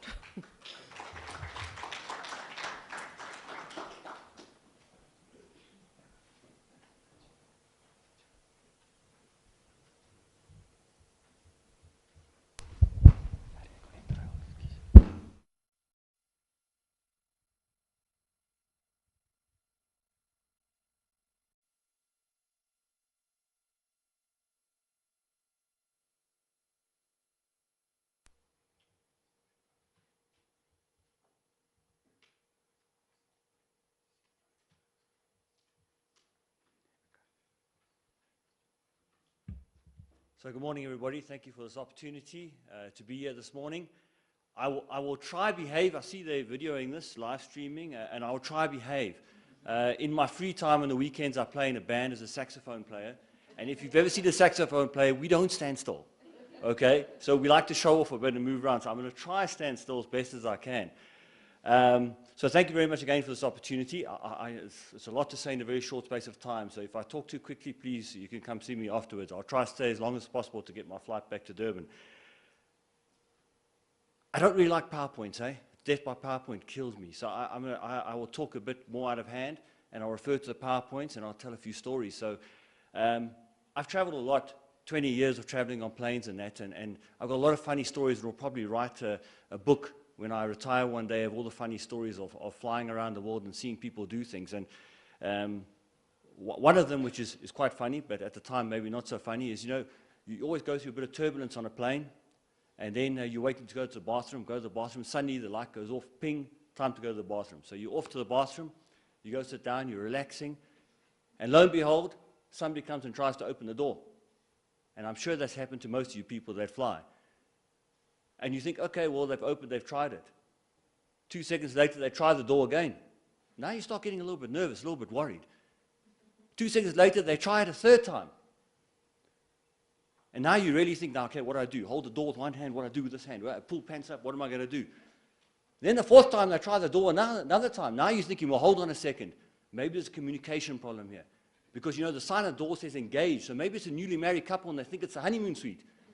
So what's happening? And then, thankfully, on the 1st try, you hear the lovely air steward say, excuse me, sir, it's busy, that's why it's red. And then things calm down. It's a funny story. But the reality of it is, and I assume I push the top button. This one, yeah?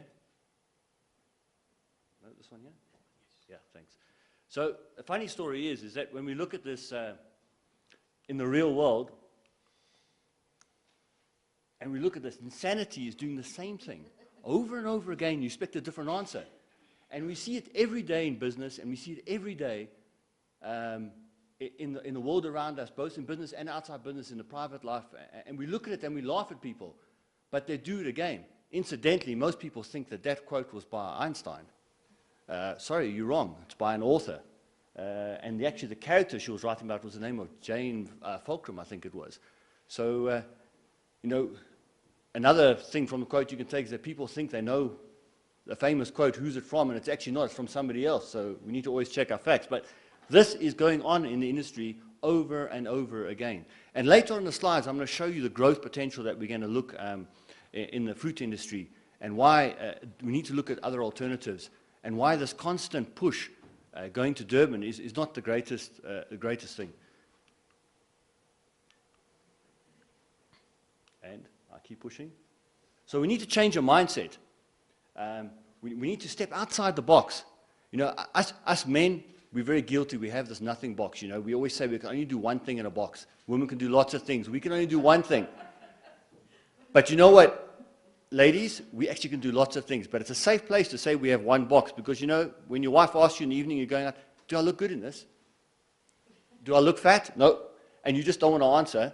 And then she says, honey, I'm talking to you. And you say, sorry, I was in my nothing box. Hey, easy give, eh? So, but we need to change the mindset. We need to change the way people look at this, and the way we do business. So our perception at the moment is that Durban is the Jaguar. You know, it's where we have to go. Biggest port in South Africa, very industrialized, a lot of infrastructure going on there. There is plans for future further development. And we think that Maputo is, you know, the old beat-up Tata truck, which is not really working, too high risk. Sorry? It's a Tata truck, yeah, very. But the reality is, how do you change perception? So in 2017, a group of scientists did some research, and they decided it takes 15 minutes to change someone's perception. They took 80 people, put them in a room, made them, with the computers, design their perfect woman, the look of their perfect woman. They then took them out the room, separated them into two groups, guys and girls, by the way, showed them magazines of ladies size 6 to 8 British size, and then 18 to 24 British size, to the two separate groups. 15 minutes later, brought them back again. Said, can you have a look at designing your perfect woman? Guess what? The people who looked at skinny women made their perfect woman a bit skinnier. The people that looked at a bigger woman made their perfect woman a bit bigger. So you can change a person's perception in 15 minutes. However, in industry, it's more reality is it's going to take 3 to 5 years. That is what you're looking at to change perception. And I put a picture of an ox cart there and a Tesla Model X, because that's how fast our industry is moving in 3 years, 3 to 5 years. It's moving quickly. And if we don't stay up to date and abreast of what is going to happen, we're going to be left behind. So the reality is, and I'm not from Joburg, so shoot me if this is wrong to say or politically incorrect, but I have been advised that that version of the Jaguar is a Brakbahn Jaguar. But apologies, because I'm not from Joburg, so maybe that's insensitive. But the reality of what's happening in Durban at the moment is that it is not the premium Jaguar. There's lots of issues going on there. There's lots of problems with people being suspended because of corruption. The port infrastructure that was supposed to be redone this year has been delayed once again. You know, we asked the port at the time when they were looking to do the restructure this year, so we asked them last year, so what is your plan, your contingency to help with the congestion? No, we don't have an answer. There is no plan. So there are a lot of challenges coming. We're sitting in an era where the unprecedented amount of our vessels are bypassing South African ports this year than ever before, due to weather-related issues, congestion issues. We just can't wait any longer. We get outside the port, we wait 2-3 days, we just can't wait any longer, and we bypass. And the poor customer has to then take the brunt of that by waiting for another ship. Or we in port and we're operating, and it's taking so long to work that we eventually have to say, well, just stop work and move and leave. And whatever's on the keys left behind, and we just go. And it's happening, this year has probably been the worst year, and I've been in shipping now for probably, maybe I shouldn't say, but 22 years, so it's a long time. But it's how do we change the perception? Because sitting down the road, we have a lekker Tesla Roadster, which has been developed and upgraded, and infrastructure has been done. There's no congestion for any shipping line going in there. You literally arrive, you berth, you get better crane hours in Maputo than we get in Durban. Can you believe it? I mean, it's insane. To think of it like that, you have to say, no, you're joking. The stats can't be wrong. But I watch the stats every week in our operations meetings. The road infrastructure has been developed. It's close to our ports, and I'll also touch on that a bit later. So, to change somebody's mindset, I'll give you another funny story. Maybe I haven't got time, but I'll give you a quick funny story. So you're standing in line, you're waiting for to put your ticket. You know, when you're not boarding through a gate, you're boarding through a bus. And you're standing there and you're waiting, and the line's very long, and people are rushing. I don't know, why do people rush for an airplane? Because your seat's not going to get any better. But anyway, that's another story. But you're standing in line, you're waiting there, and the lady behind the counter, very lovely lady, and in this case it's an SAA lady. Another thing, how do SAA people so happy when they lose so much money? Maybe there's something there that we don't know about. Let's look into that. But they're standing there and they're so polite, and they keep saying, ladies and gentlemen, please can I have your ID and your ticket ready when you come to counter? 2 more people go, the guide is not ready. Ladies and gentlemen, and this continues for about 5 times, reminding people to have it. And then lo and behold, here comes the guy with his rucksack, sits there, parks down, puts, can I have your ticket and your ID, sir? And a lovely smile and everything. Oh, yeah, yeah. And then he sits there roughing to find his ID and try to find his ticket. And like 2 minutes later, there he presents it while everybody's waiting. And, you know, hats off to the lady. She's so polite. She says, thank you, sir. Enjoy your flight. But, you know, she's really thinking in her heart, what a git. But we have to keep reminding people, because even when we tell them face to face, it tends to just go straight over them.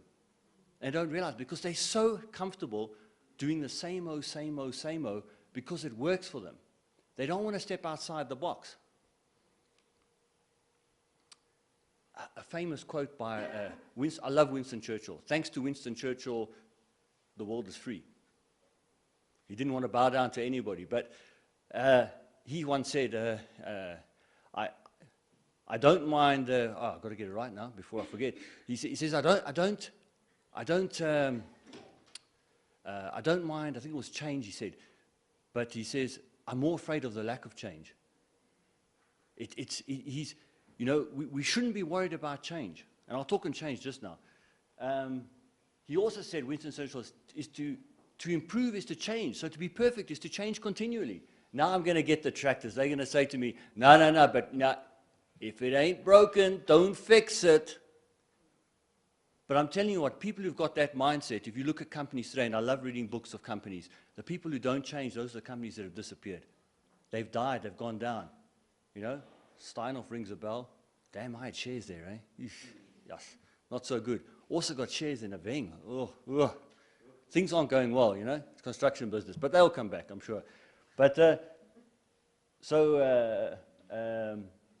we mustn't be afraid of change. And the reasons we have to change, there's a whole list there, so I won't have time to go through it. But I want to say that change in an inefficient environment will itself bring innovation. The last point on the thing is so crucial. And the one above it, to avoid a crisis. Because if we don't change, we're going to have problems. On 2 days ago, I very sadly had to withdraw a product that was going to be the savior of the citrus industry to call Maputo for this season, because of cold feet by growers who decided, no, the safe option is Durban, the safe option is Durban. Yet we were offering a direct product to the Middle East at a roughly the same cost. Some areas a few cents less, some areas a few cents more per carton. But the opportunity that this was a sounding board to have a phenomenal product for years to come, coming out of Maputo. But you have to start somewhere. You have to test a new infrastructural port somewhere. You have to get going. And unfortunately, we had to pull the product because the industry just kept pulling volume, saying, no, okay, not so much. We're going to go here, we're going to go there. Because they want to run through Durban where they know they're comfortable.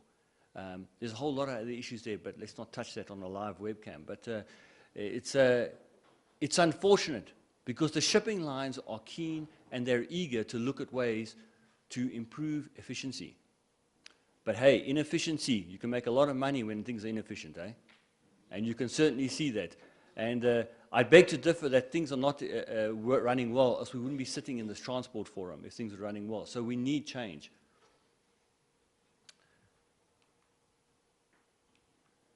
So, looking into our crystal ball, their nice little crystal ball. Oh, yeah, colors aren't so great. The fruit export industry in 2020 and 2023. So, where are we going? Why do we need to keep looking at opportunities? And I encourage all the transporters. There's transporters sitting here in the forum who are looking at new ways to make money and invest. You really need to come talk to me, because we're the shipping line. We're looking for partners all the time, because, you know, we only take it from the port. But we've got to get it to the port, and we've got to get it to the port at a reasonable price. One of the problems that we had this year was trying to get this Maputo project going, was that South African truckers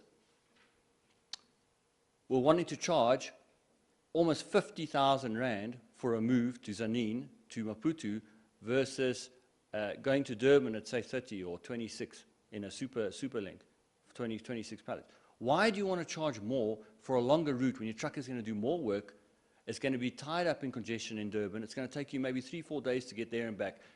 But you can go to Maputo every single day and maybe make the same price as Durban. Why would you want to charge more? It's just crazy, because you know what's going to happen?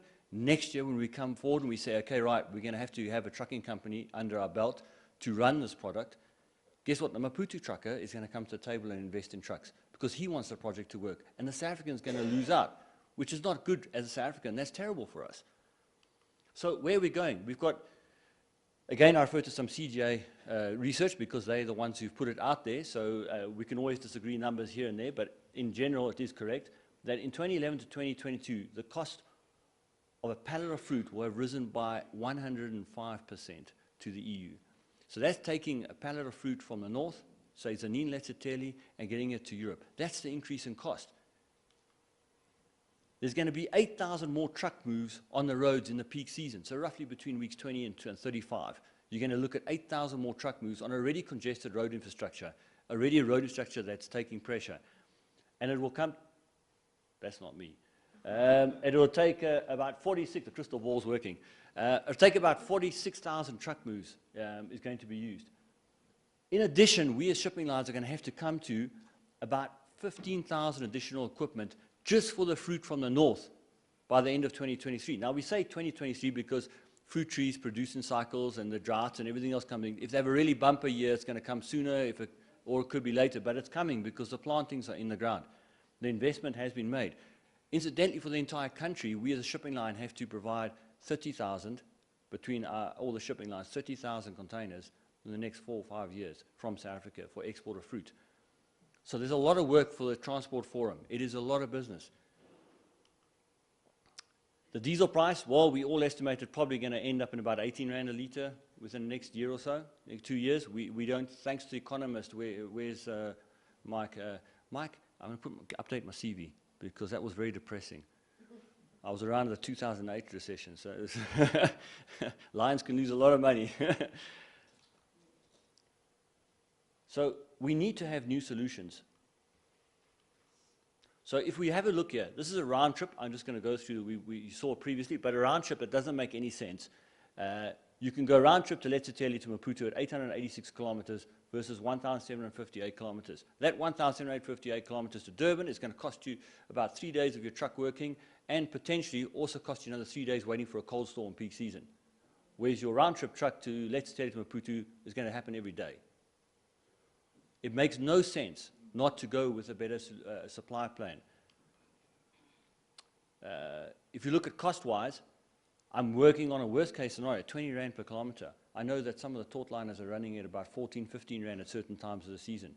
So if I take 20 Rand per kilometer, and we look at the price difference between Durban and Maputo, and then on top of that, your fruit is better quality, because you're probably a week on a vessel earlier in Maputo than you are in Durban. So where are the main markets that we're targeting from this area?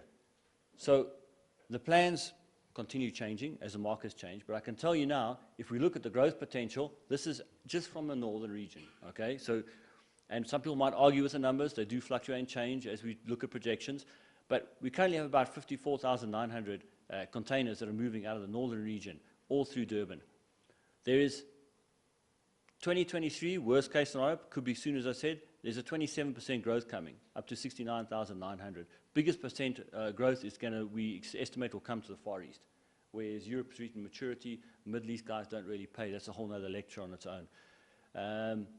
And 80% of this cargo can already move through Maputo corridor if there's a service that's relating to it. And the only thing stopping the service is landside infrastructure, truckers who are like-minded, who want to grow this corridor, sweat their assets, reduce costs. Spoke to a trucker last week in Durban, and he said, you know, his best move for him is the shortest move, because in Durban he can move a truck up to 10 days, not now with the congestion obviously, but it can move up to 10 days, and that truck is 14 years old and it's only got 250,000 Ks in it. It can go forever. So there's a reason to going for a shorter leg. That's also the lifespan of vehicles.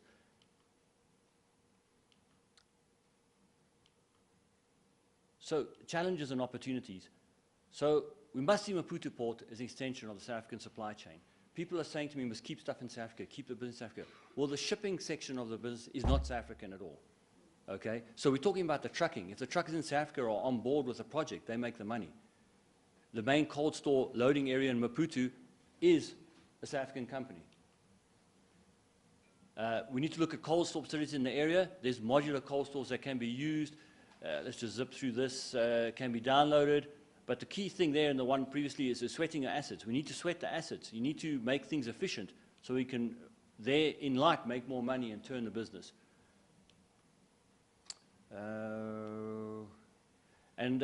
Winston Churchill, as I said, love his quotes. Things are not always right because they are hard, but if they are right, one must not mind if they're also hard.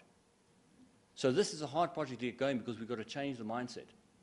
But often the people don't know what they want until they're presented with the facts in front of them. And it's drummed over and over and over again them. I flew back from Seychelles 2 weeks ago. Lovely two old couples sitting next to me, elderly couple. Must be careful, I'm almost there, 55. Sitting next to me, and the trolley comes around, and they're offering her, the lady, drinks. She's sitting by the window. They say to her, what would you like to drink, ma'am? So she says, tea, please. So the lady says, no, we're serving food now and juice. Tea's coming later. What would you like to drink? No, have some tea, please. So air hostess, very nice Seychelles lady, says, sorry, ma'am, tea will come later. We can serve you tea. We can serve you tea later, but right now we're going to serve you juice and water and your food. So she says, what would you like? No, I'd like tea, please. So this went on for a fourth time, and the husband's trying to say to her. So eventually, and she speaks English. It wasn't that she couldn't speak English. I eventually tapped the old lady in the arm and said, don't worry, 10 minutes. 10 minutes, I show her 10 fingers, 10 minutes. She could visualize it, 10 minutes, your tea's coming. So she says, oh, okay, no, thank you, 10 minutes, that's fine, I'll wait 10 minutes. Lo and behold, the hostess comes back 10 minutes later. Hi, ma'am, your tea. She says, oh, no, thanks, I'll have water.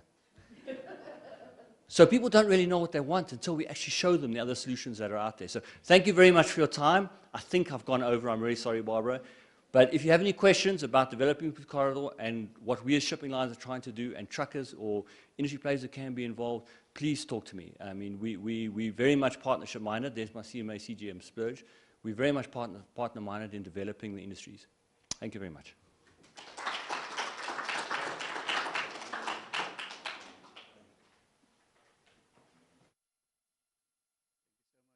And Barbara. They definitely got the ability to make bad news look good. So thank you for very entertaining and well-supported presentations. Mr. Ramathlori from SARS, has he arrived? There he is.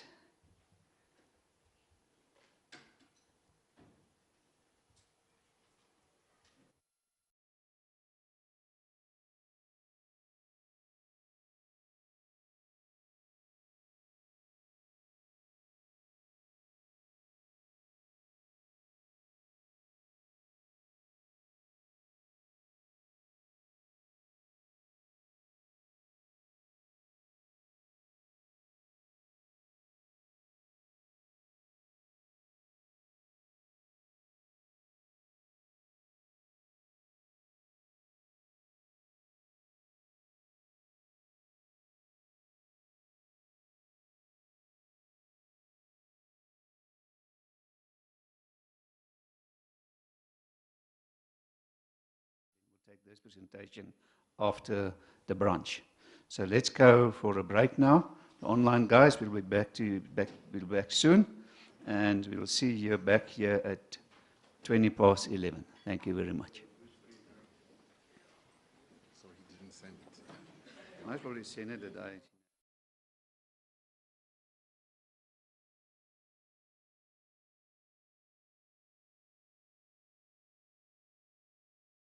It's possible that if we get the opportunity to do awareness at your place of business or to provide your training department with information, that the people working for you on the ground can be capacitated to identify possible victims of trafficking.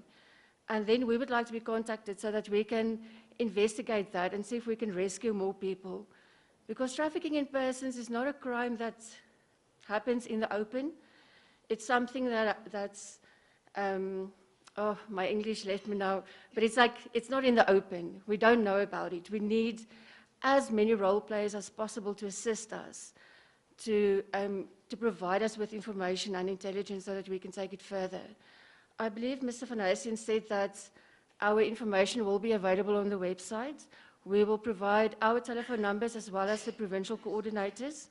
We've got a provincial coordinator for trafficking in persons in each province. And then we want to invite you, if it's not applicable to you, maybe you know of someone, please ask them to contact us. We would love to do awareness. We would love to just provide you with information so that you can assist us to curb this crime against humanity. Thank you so much.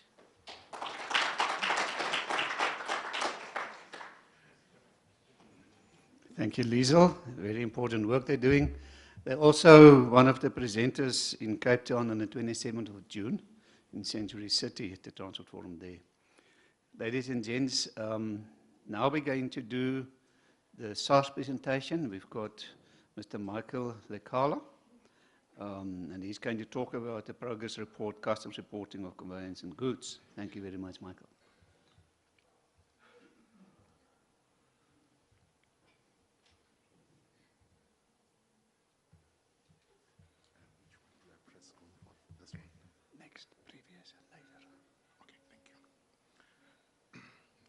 Good morning, ladies and gentlemen. As introduced, my name is Michael Lekala. Unfortunately, Mr. Ramatlhodi couldn't make it today. Hence, he asked that I step in and help him with this presentation. As a recap, maybe just to give a bit of context, in 2014, in November, a new customs legislation was ratified. So it became known that we can use that legislation. So from customs point, that was our strategic document, our strategy as custom to reform. Now this program, or the NCAP program, had three streams. The first one being the registration, licensing, and accreditation. The second one being the declaration. The declaration seek to reform how importers, exporters declare and also pay their duties to SARS. So it was facilitating that process. And the last one, which is the RCG, that's where myself and my colleague Andre Landman play in that space. So this project aimed to modernize and control the logistics process. So what has happened was that because the new legislation came into force, or not into force, it was ratified, so it was active. But at the same time, we are using the old Act of 1964. So we have two legislations. Now, to implement the new legislation while being in the old, we had to do something. There were rules that were published for public commentary, and public made comments. There were things which were there in those rules that business were up in arms, they didn't agree to them. But as SARS, because when we implement solutions, it's more of a consultative program. We consult with trade, we don't just implement. We consult and they give input, and from there, then that's when we design. So that was the basis of our implementation. So there was more of a consultative platform. So now, with that, then the fundamental change was that we wanted to implement the reporting requirements as per the new legislation. So we moved those provisions out of the new legislation. We made them possible in the old act of 1964. Of 1964. Now, with the aim of securing supply chain, the previous speaker has said, some of the clients, not all of them, not you guys, but some people tend to divert cargo, some people put things that they're not supposed to put in containers, so the logistics process was a bit compromised. So our role in RCG was to secure that supply chain as well as facilitate legitimate trade. Okay, and as well by doing so, we were using, again, the declaration information and corroborating that information to the cargo information. So meaning we are matching the two sets of reports. Now, this slide is just meant to confuse you. So, yeah, this is just to confuse you. But on a serious note, this slide just indicates all the role players in the supply chain that are expected to report as per the rules of Section 8. For an example, it's got a carrier on top. So the carrier, it includes all modalities, road, rail, sea, and air, as well as the type of reports we expect from them. So in this instance, we use the C modality. There's the first one, it's called CASCA ALM. So as a patriotic South African, I'm going to boost around this one. South Africa is one of the few countries in the world that has implemented what we call, some they call it an advanced pre-filing. Okay? What this means is that we are pushing our borders to a foreign country. So we ask them to submit a manifest only for containerized 24 hours before load, so that we can also do our risk profiling and we can respond back to the client and say, you may load or you may not load that container. Like I said, this is the only custom administration in the whole of Africa that has done this. We are 8 in the whole world, and of the 7, it's developed countries. Okay. So these reports seek to secure the supply chain. This is just for, as an example, for import. The next one, same type of cargo reports, but then for export. For export, for an example, again, if you look at the carrier for C, there's 2 types of report. There's a COM and a BBB. A COM, still an equivalent of an ALM, but we don't require that in advance. It's just a reporting of a manifest after departure, that's all. So we don't require that in advance. So this is just to summarize how we secure the supply chain. So I'll just elaborate on this slide. For an example, with all that schematic that I showed on the previous slide, on this slide, I will be explaining in detail where the touch points are and what we require from SARS. And all these electronic documents, these are EDI messages that we require that must be submitted. For an example, the first one being the CASCA here, ALM for containerized. The carrier on master level will submit the manifest through to SARS, as well as the freight forwarder on house level. They will also submit that manifest 24 hours before load into our system. Then we'll risk profile. Once we are satisfied, as an administration, we'll then send them a response to say you may load or you may not load. On sailing, again, the carrier will then give us what we call a call information schedule.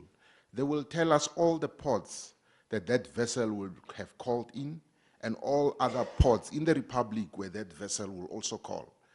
This will allow our officers to plan ahead in terms of any intervention. Now, on arrival, we've engaged again Transnet or the Port Authority. Now, we placed an obligation on Portnet to give us the arrival information of all vessels that dock at their ports or their terminals. So, in essence, we will also know when each and every vessel has arrived in the Republic. We've been engaging Transnet. They are in a final state. then with this message will then be active. Now, again, this one, it's where every vessel that is being offloaded or loaded, there's another message, which is called the Kowari message. Then they will give us that information of all containers that have been discharged from that vessel. Now, with all this information that has been given, there is other data elements that we are using, for an example. For an example, on this message, we take one data element called seal number. The carrier or the freight forwarder will then indicate and inform us that the seal number of that container is it's XY, for an example. Here, when Port Authority discharge that container from that vessel, they will also verify that information and give us from their point of view what's the seal number. In the event where that seal has changed from this point to that point, it will create an alert on our system. That's when our officers will intervene. There's also gates here at the terminal. We'll also get a message here. We call it Codeco, but it's now called the GovGeo message. So we'll get gate messages. There's different stages of messages that we will be getting. When it enters the depot, there's again another gate message when it enters the depot, which is called, again, it's a GovGeo depot gate in. So each and every role player in the supply chain is being expected to give us information. We match that information. Where there's risk, we then give an alert. So this eliminates our officers stopping containers unnecessarily. We are using this electronic information to empower our officers. When they stop something, it's based on risk, not on thumbsuck. The RCG's got a website where I think all the frequently asked questions, they can be viewed. Any communication regarding this project, it's available on that website for viewing as well. That's the website on top, under SARS. Now, in terms of projects, we started by highlighting the project which we implemented last year in April, on the 1st of April. But before this project, there was a project which impacted the road carriers, which was implemented in 2016 on the 16th of June. What that project seeked to achieve was that we had a challenge with congestions at the borders. Previously, the carriers or the road operators will present a manifest, a set of documents, and our officers will then have to punch in a number. In certain instances, that number was 35 characters long. Then by punching that number, it will then indicate to the officer the number of consignments that are on the truck. But there was an opportunity for errors. In the event the officer key in and one number or character incorrectly in that string of 35 characters, incorrect cargo was then processed. With an engagement from trade, then business came with a solution. It wasn't SARS. Some of them are here, but you'll hear from them. So they then gave us a solution. They said, you know, it's at the time it was 2016. It's 2016, you guys are still using paper to key in things. Why can't we use, for an example, a smartphone, and our carrier or drivers can present this with you? But at the time, we had limitations because our systems were not capable of scanning a phone. Okay. Then we met a compromise, and then they gave us another solution and said, what about a barcode on a piece of paper? Then business then designed their own template, I would say, sort of a manifest template, one pager with a barcode, and below that barcode was an alphanumeric number. So the carrier or the truck driver will then present this piece of paper. Our officer will then scan, as opposed to key in 35 characters. It will then reflect what is on the truck. Then it can be marked for arrival and exit. So that's what we call trade facilitation, and also collaboration as well. But anyway, so in last year, 2018, we then implemented this solution where cargo reports are submitted, we match the information From manifest to declaration, we create alerts if there's risks. This was implemented on the 20th of April. Again, with this implementation, there was a shortage, or in terms of manifest compliance, it was very low. We then published penalties, but again, the intent was not to make money out of it. Again, trade came back and said, we are not ready. If you penalize, you'll be penalizing most of the people. Then SARS then said, we will wait up until trade is on board. But then the manifest compliance level then improved. In the C space, in C modality, in terms of manifest submission, it improved from a low base. It was at the time, maybe let's say 25%. It increased by 584%. It shot. In the air space, because air was a bit compliant, it increased by 92%. Road was compliant because they cannot allow you to come to a border post if it's not electronic. So it was 0.1% increase. And then rail as well, so which is another of our government entities which we're working on. So they've increased by 40% as well. So the next one, these are some of the implementation. In September, we then implemented the same rules for rail, hence rail improved.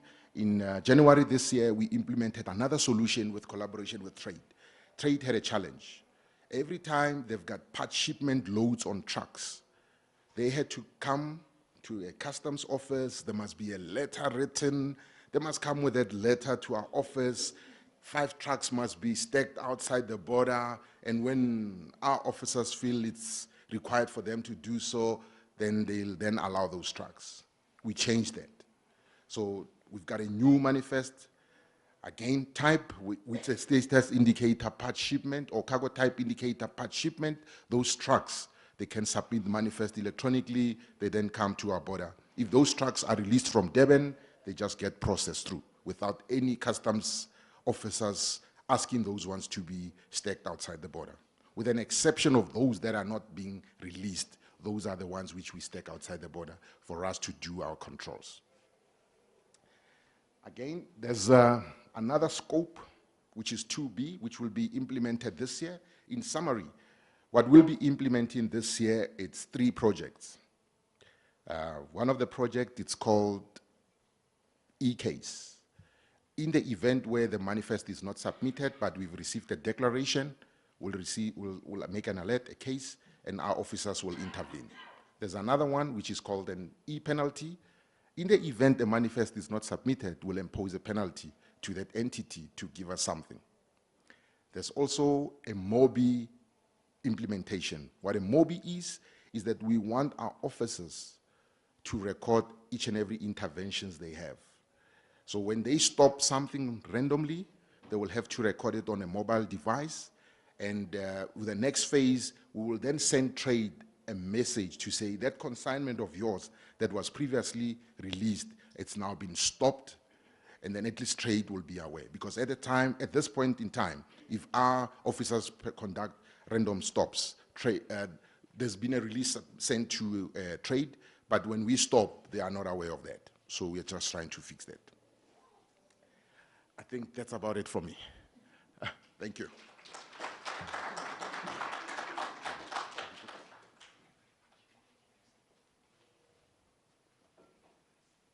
Thank you so much to SARS, very informative and encouraging. Yeah, definitely good control getting in there. Ladies and gents, our next presenter then will be Professor Alwyn Hoffman. Prof. Hoffman is from Northwest University, and he's going to talk about the corridor performance monitoring system being developed for the Dar es Salaam corridor. Thank you very much, Prof.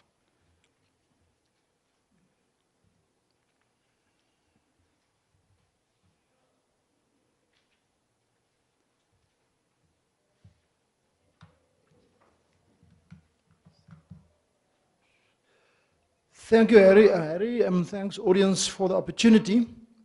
Now, I think my talk ties in quite nicely with what I've heard earlier this morning. You may be wondering why people from South Africa is building systems for the monitoring of corridors in East Africa. Why not within SADC? Now, there is, it's maybe a little bit sad, since I've been talking about the same topic with South African and SADC authorities for many years. And as some of the previous speakers have indicated, South Africa has better pull up its socks, since it may be outstripped by some other parts of Africa that used to be far behind, but that somehow managed to organize themselves in such a way that they are implementing regional initiatives to improve the efficiency of trade. This is one of them. And they are getting funding, in this case from the World Bank, to do so. Whereas within the SADC region, that level of cooperation so far has been sadly a little bit lacking. And I would very much like to implement the same initiatives within SADC region. I mean, the North-South corridor is the busiest one in Africa by far. But up till present, we haven't had the level of cooperation from local authorities. And maybe also in this case, why it happened for Dar es Salaam corridor is that in that case, there is an existing PPP arrangement in place between the countries covered by that corridor, which is Tanzania, Zambia, Malawi, and the DRC. Whereas for the North-South corridor, we don't have the same. And also very sadly, Barbara was talking this morning, and she and before her, what was the lady's name that preceded Barbara? Brenda Horn, yeah. They were struggling to make MCLI work as a similar initiative, and simply due to lack of funding, they couldn't go ahead with the very good work they did. In this case, fortunately, there's some funding from governments to keep these corridor organizations alive.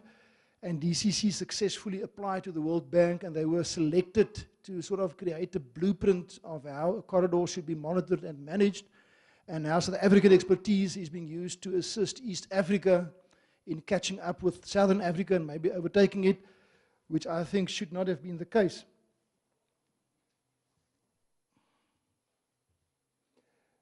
So I'm not going to talk through all the details of my slides, since it is on the web. I'll rather mention a few things that I picked up along the way that I believe we could learn from, but this is the items I should touch upon. And maybe just one element that I want to highlight before I get into the details, and it once again links up with what the previous speaker said from SARS and what the people before T that were more from commercial industry were talking about.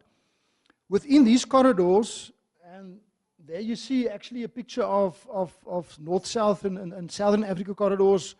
This specific project is for East Africa ones that are also servicing the same area up there in Zambia, so they're creating competition to rather take freight from the Copper Belt up to the port of Dar es Salaam instead of coming down to Durban, and they are quite successful with that. But I would say there's one sort of tension that you find within these corridors, and that is that you have private sector interests, and the private sector wants to make money, they want to be efficient, and they want to move their cargo as swiftly as possible. And overseas partners, and you absolutely need overseas partners, since it's common knowledge that the level of economic success of any nation depends on how well they can integrate themselves with the global economy. I don't have to give a lecture about that. You can ask the good economist here. And global partners will only work with you if you're equally efficient to them, since these days global supply chains are mostly just in time. If your corridor, or only one element on your corridor needs to delay freight, and then suddenly things are not just in time anymore, and now the whole supply chain has got to wait, and now people may actually lose production time in China because something got stuck at the border post of Beitbridge because some customs official decided to collude with some truck driver, and now a factory in China can't produce, and very soon you'll be taken off their list of suppliers, and they'll go and trade with South America or with Australia or with East Africa. And that is one of the reasons why we need these systems in place and working well. So on the one hand, we have these private sector players who are the lifeblood of those countries. They create the bread that we eat every day, not the government. On the other hand, we do have the essential functions from government, mostly to play a compliance role. So we don't want chaos. We want a well-ordered society What we try to do with this project is to show that the same set of information that the commercial players need for very effectively running their commercial supply chains can also be used for policing and for compliance without stopping stuff, but to do cyber checks. And my friend from SARS referred to that, and at least SARS is the leading customs agency in Africa. We are trying to learn their counterparts from Tanzania, the same thing, that in Dar es Salaam, of all import cargo, about 80 to 90% containers are stopped and opened. And what we've measured over the last year is they stay in the port for 2 weeks on average. At least in Durban, it's about 2 days. So in that respect, we are well ahead, but we don't have the level of integration between what customs does, what ports does, what road transport does. And what we try to show with this project is that it's all one big system. And if you don't integrate their processes and the measurement systems, you'll never have an efficient supply chain. Each individual entity claims to be efficient within its own silo. Overall, it's largely very inefficient because of lack of good handover, lack of coordination. And what we're trying to achieve here is to show that there shouldn't be competition or conflict between what public sector tries to do and what private sector. It can actually dovetail very well. You just need to design the systems on both sides, that they both use the same information sets to do whatever they do as efficiently as they can without having to disrupt the flow of cargo, which shouldn't be the case. I mean, if you take North America or Europe, they stop very, very few consignments. In Africa, they still quite haven't caught up with that, and we are trying to show that once you have the right data and once you can build up risk profiles, you can actually improve security while improving efficiency at the same time. It doesn't have to be in conflict. So if that is the one message I can get through, and I've been talking about that for many years. Now, this is the cycle in which one tried to create value within these corridors. I'm an engineer by training, and we've been taught things like control systems. And the primary thing about the control system, and the recent Boeing 737As very dramatically creates some headlines.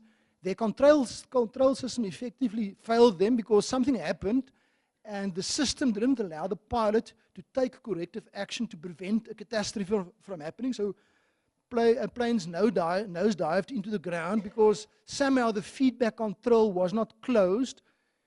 Now, even though it may not be happening as quickly, a big international supply chain also runs in a big control circle. And in the case of this corridor, we are working with the established corridor institution, and we are now doing performance monitoring. In engineering, we have a saying, to measure is to know.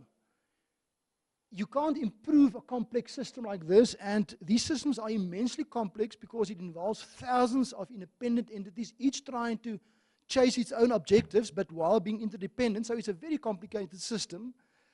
And if you don't measure what's happening inside it, how on earth will you know what to change to make it better? So you must measure, and you must link what you measure with the different process steps in this big system, and you must very well understand the logic of how these things fit together. If you change this, how will the impact ripple through to the rest of this big system?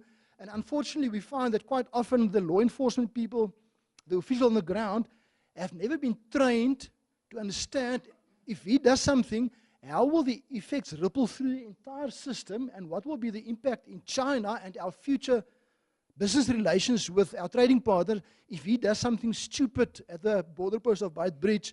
But by making things visible and then showing to them what's the implications of the actions they take, hopefully one can train people up to a level where they can use their common sense, not to enrich themselves, but rather to enrich the whole region, and then get paid a good salary because the whole system is working well.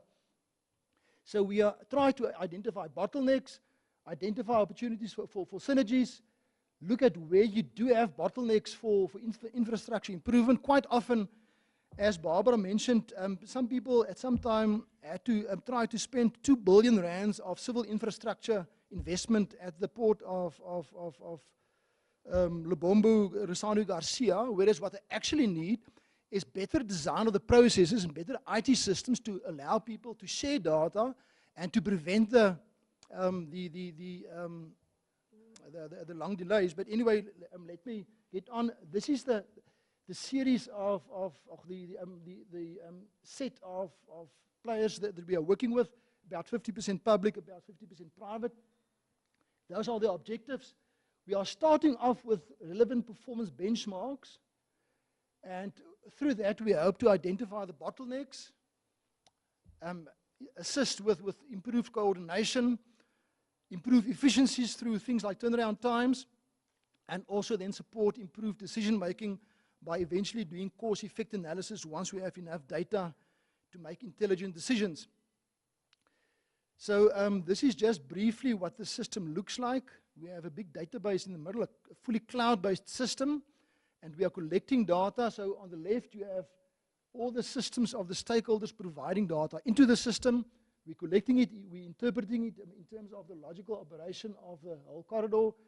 We're using things like smartphones that we put in the hands of drivers to allow them to give feedback from the field. And we have different web pages through a key performance indicator dashboard through which we then inform all participants from their own perspective. This is a summary of the kind of data we are using. So we are getting data across the board. Unfortunately, because I couldn't use my own PC, I can't show what we already have on the system. But currently we have systems of information from Tanzania Revenue Authority, from the port, from the road transporters, from freight agents, from the roads authorities, the weighbridges. And we can now link all that data together, and we can re-engineer or reverse engineer all the individual cargo flows to find out that if something was delayed, what exactly caused that? Was it at the weighbridge? Was it sometimes it's something stupid. The invoice at the port is being handed to the freight agent 2 days late, and now the cargo is waiting because they can't pay the invoice because the invoice hasn't been issued. As a result of our studies, then they're now trying to implement an electronic single window system, and now everybody can access through the same web portal, submit the documentation, and download things. So now, in future, nobody should have the excuse of not knowing or not being able to submit documents. This is a typical example of what we're measuring. You can't clearly see, but that list of bars is actually all the segments of a corridor from port to final destination, where each little bar indicates either a road link or a waypoint like a town or a border post or a weighbridge that the cargo is being channeled through. And we separately measure by using GPS tracking data from trucks. We measure how long each one take, and now you can clearly see which ones stand out. And we can also differentiate that per cargo type and per region, whatever the case may be, to then pinpoint. And we also show histograms so one can see what kind of behavior do you get. So we dissect the data in different ways to get insight into it, because you can't improve the system design if you don't have the required insights. So some of the planned outcomes are things like improved vehicle turnaround time. Gavin Kelly from the Road Freight Association most likely can't be here, but he represents the road freight industry in South Africa. And we hope to show that they can actually improve their turnaround times. We're also doing measurement. This is a graph showing all those little numbers are different individual trucks doing servicing the same route, and where we can now show how each individual driver performs the same route and through different choke points or elements of the system. So you can clearly see which driver is performing well in which respect. And some are racing fast on the road links and then wasting a lot of time at the truck stop or in a town. Some are doing things the other way around, but by studying their behavior, you can help train them, or maybe even discipline them, or you can learn from what the one is doing well and train the others in the same areas. So in that way, we will allow companies to learn from each other and drivers to learn from each other to make the overall system more efficient.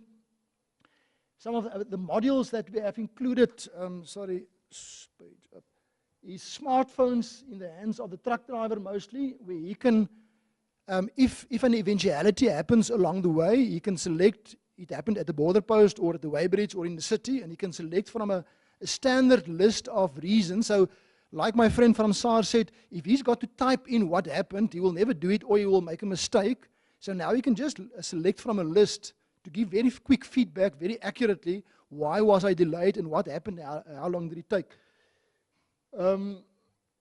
So we also have a marketplace for cargo and road transport where freight agents get visibility of transport capacity and trucking companies get visibility of available loads so that somebody doesn't have to wait and phone 10 guys to get somebody to pick up his cargo. If his normal supplier can't help him, he can have access to a lot of others through the system and vice versa.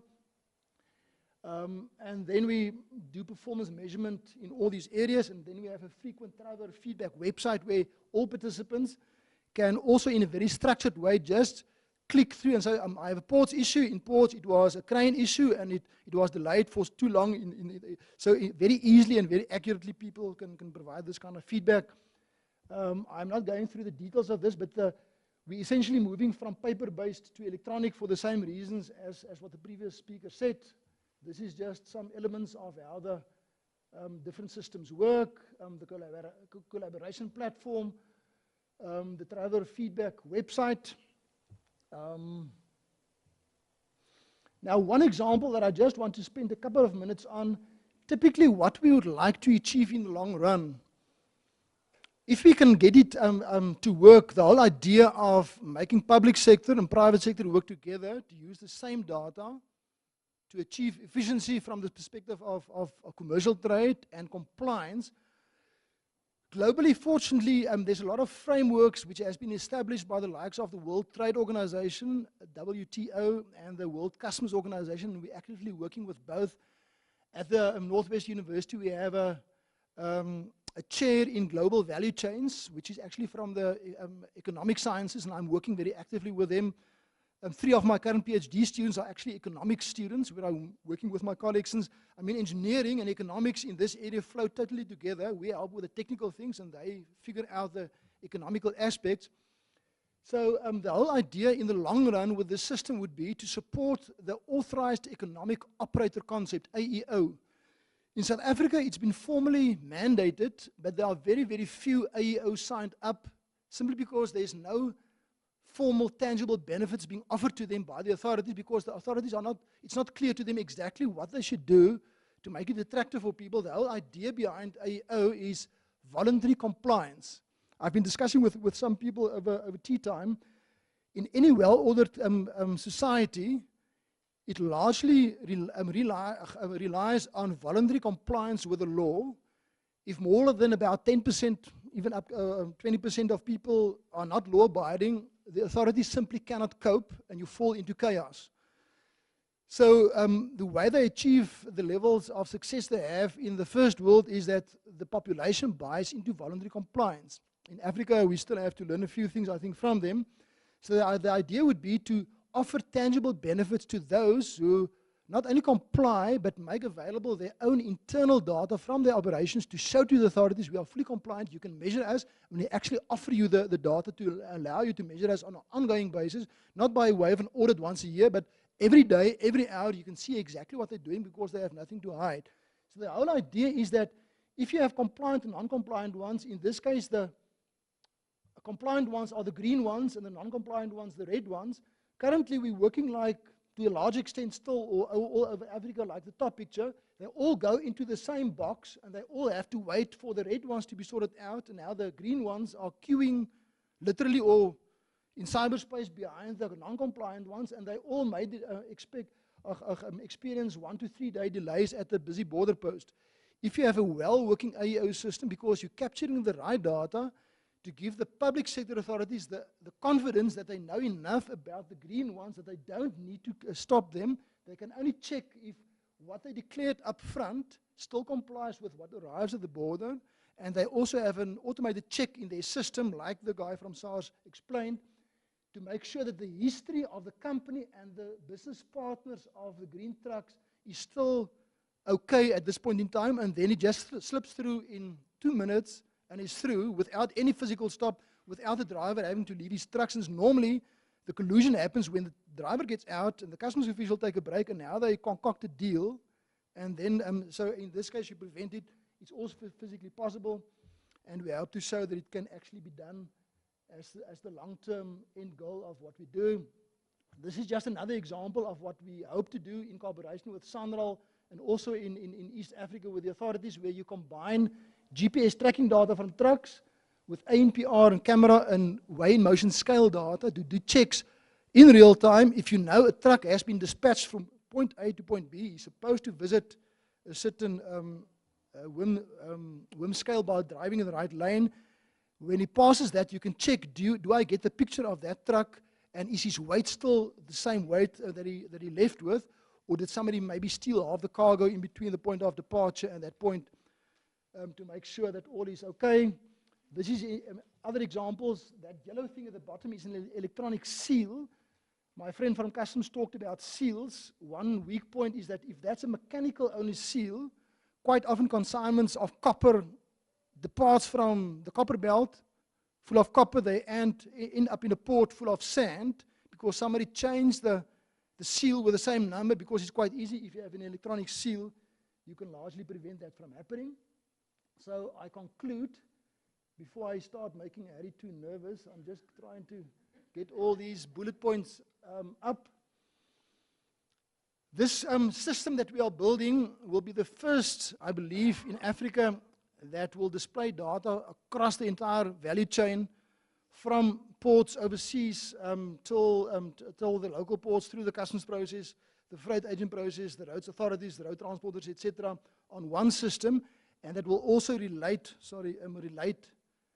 the data from the different suppliers. So to break down the silos and develop in-depth insights and understanding of why things are not as good as they can be and what you should do to improve them. It fortunately has the official support of all the governments involved. We are currently in the process, and I'll be in Tanzania again for the 12th time about, to mobilize a critical mass of commercial participant support that we hope to achieve during the course of the next few months, to allow us to do this end-to-end benchmarking. And what we hope to, for this system to eventually develop into, is a trade and transport compliance verification system that will support smart accreditation, that will then allow your compliant and your efficient corridor stakeholders, commercial operators, to make data available, to enjoy the benefits of that, and to also enable the agencies from government to do their work in a very efficient fashion without having to stop too many trucks, so that we can eventually take our role or place in the global economic community as the case should be. Thank you very much, and I hope I'm still within my time.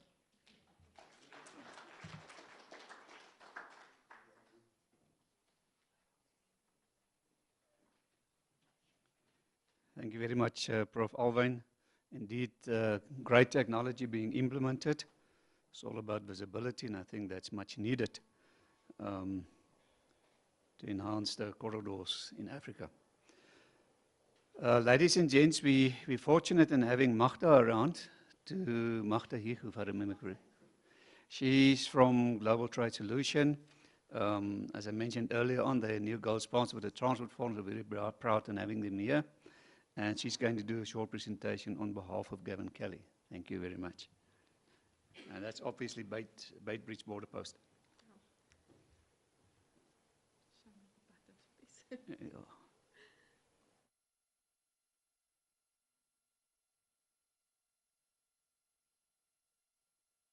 Next time we'll get the screen adjusted properly.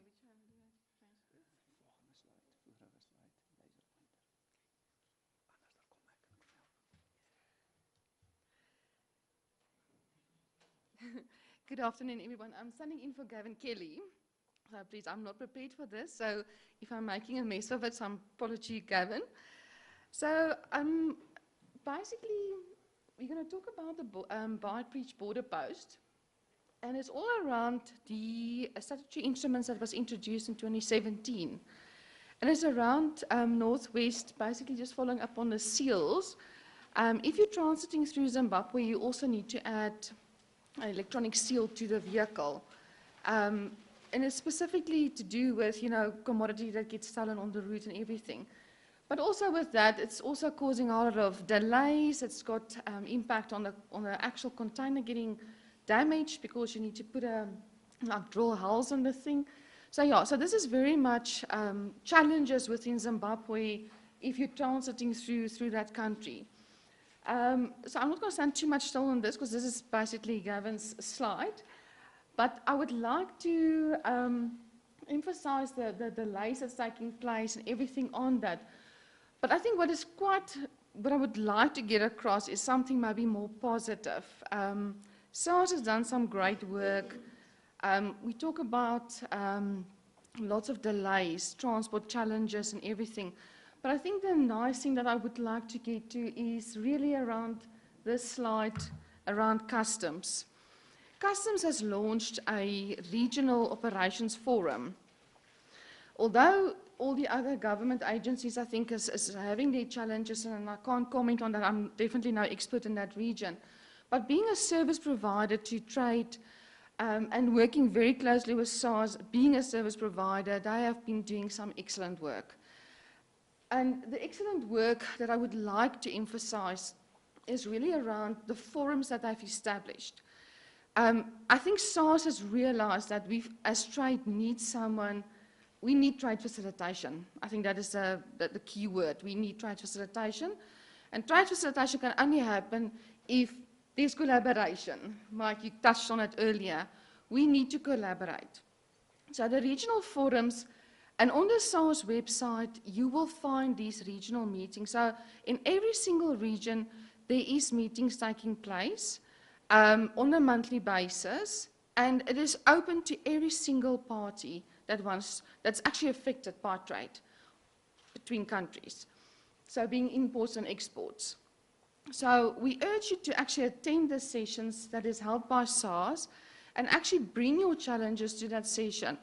The responsibility of that regional SARS manager is to bring that forum, that escalation that is unresolvable at that meeting to a national forum. And that also gets held once a month. So all escalations from these regional meetings come to this national forum and actually gets discussed in quite high level. And also, if we are unable to make any decisions in that session, it does again get escalated.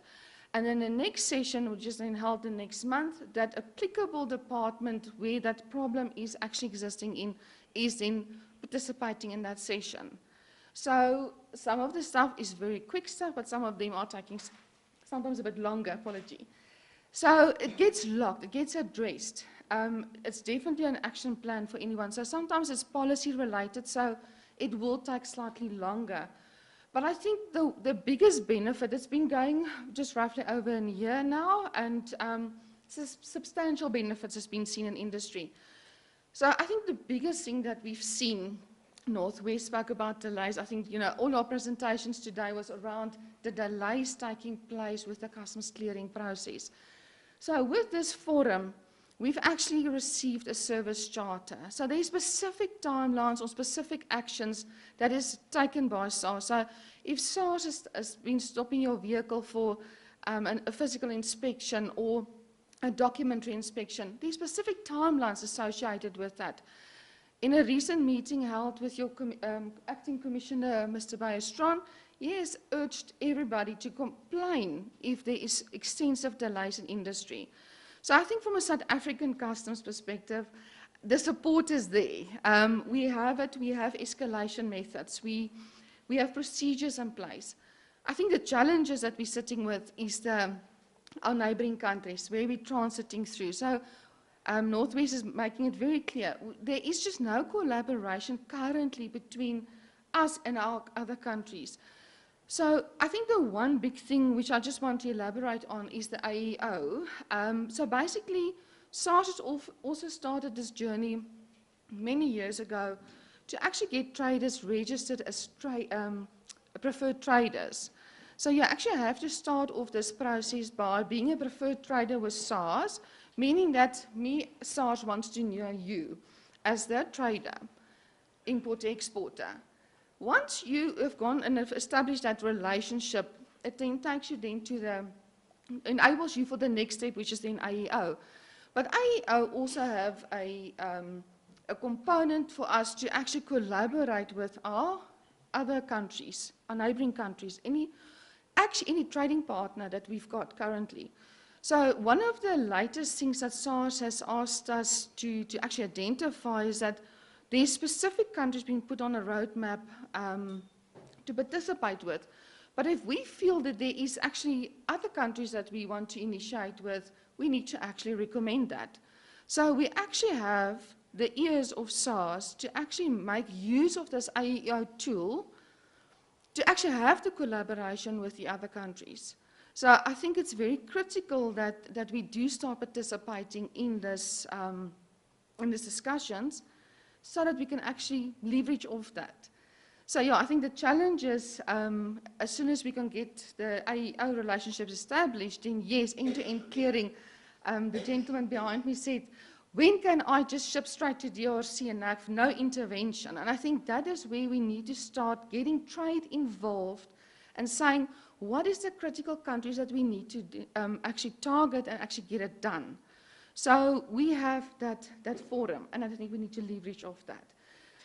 Then lastly, I just want something very positive from a data connectivity perspective.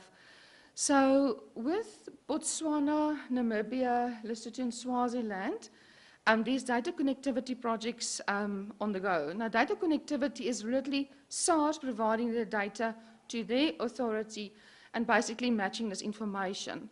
Now, this information gets matched based on a UCR number. So I don't know who's familiar with a UCR number, but it's the unique consignment reference number. It is unique to that transaction that you're exporting or importing. And that number will be used to both tie up the South African declaration to that Botswana, Namibia, Lesotho, Swaziland declaration. So Swaziland is up and running, Botswana is busy testing, and Lesotho is in pilot. So that's very exciting. So SARS and the other countries has made a real an effort to get this going. And I think why I want to say that is because AEO is becoming a reality. Because we've got this trader connectivity going already, data connectivity going, that is a collaboration for us to start leveraging off because they had to sign mutual agreements. So we need to start leveraging off that relationships, and those will be the priority ones that will be done now. And then obviously going forward, it will be the countries that so there was like Europe was mentioned, and there's quite a few countries that's mentioned, but I think us as trade needs to say, what is those priorities? SARS is waiting for us to respond on that. So please, if I can just close off, so I'll be quick because I know there's a microwave to be won and there's another presentation, so I want to finish on time. So I think, yeah, for me it's just very critical that we need to get the message across that there is, from SARS, a real-time commitment to make sure that delays at a border post is actually limited. In a port, in a thing. So there is, and I can't, unfortunately, I'm not at liberty to say what the benefits is, but the person that's been assigned with the preferred trader status has got tangible benefits from that accreditation. So it is actually critical, or it's actually nice that we know, we've heard that actually from external parties that is actually happening, and there is something SARS is giving back, which is nice. So, yeah, so I think from that perspective, thank you very much, and please participate in these regional sessions because I think it is critical. Because the more we talk and we more get that issues out there, the more we can actually use that to actually drive issues forward, because my issues is not necessarily your issues, but where we have collective issues, the more the merrier. So thank you very much.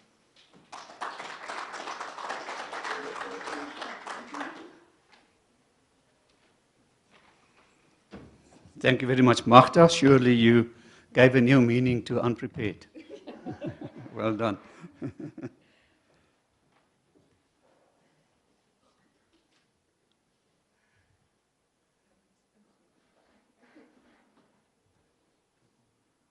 Right, ladies and gents, last but not least, we've got Louise Widget. She's going to talk, she's Managing Director of Global Trade Solution, and she's going to talk about blockchain and global impact on global trade. Thank you very much, Louise.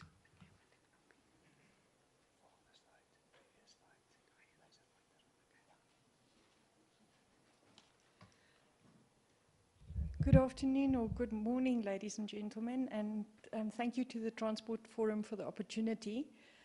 I decided today to start with demystifying blockchain because I think that how many of you that sit here in the audience have got any idea? And Prof. Alwyn, you're not allowed to answer. How many of you can actually say that you understand what blockchain is? Any hands?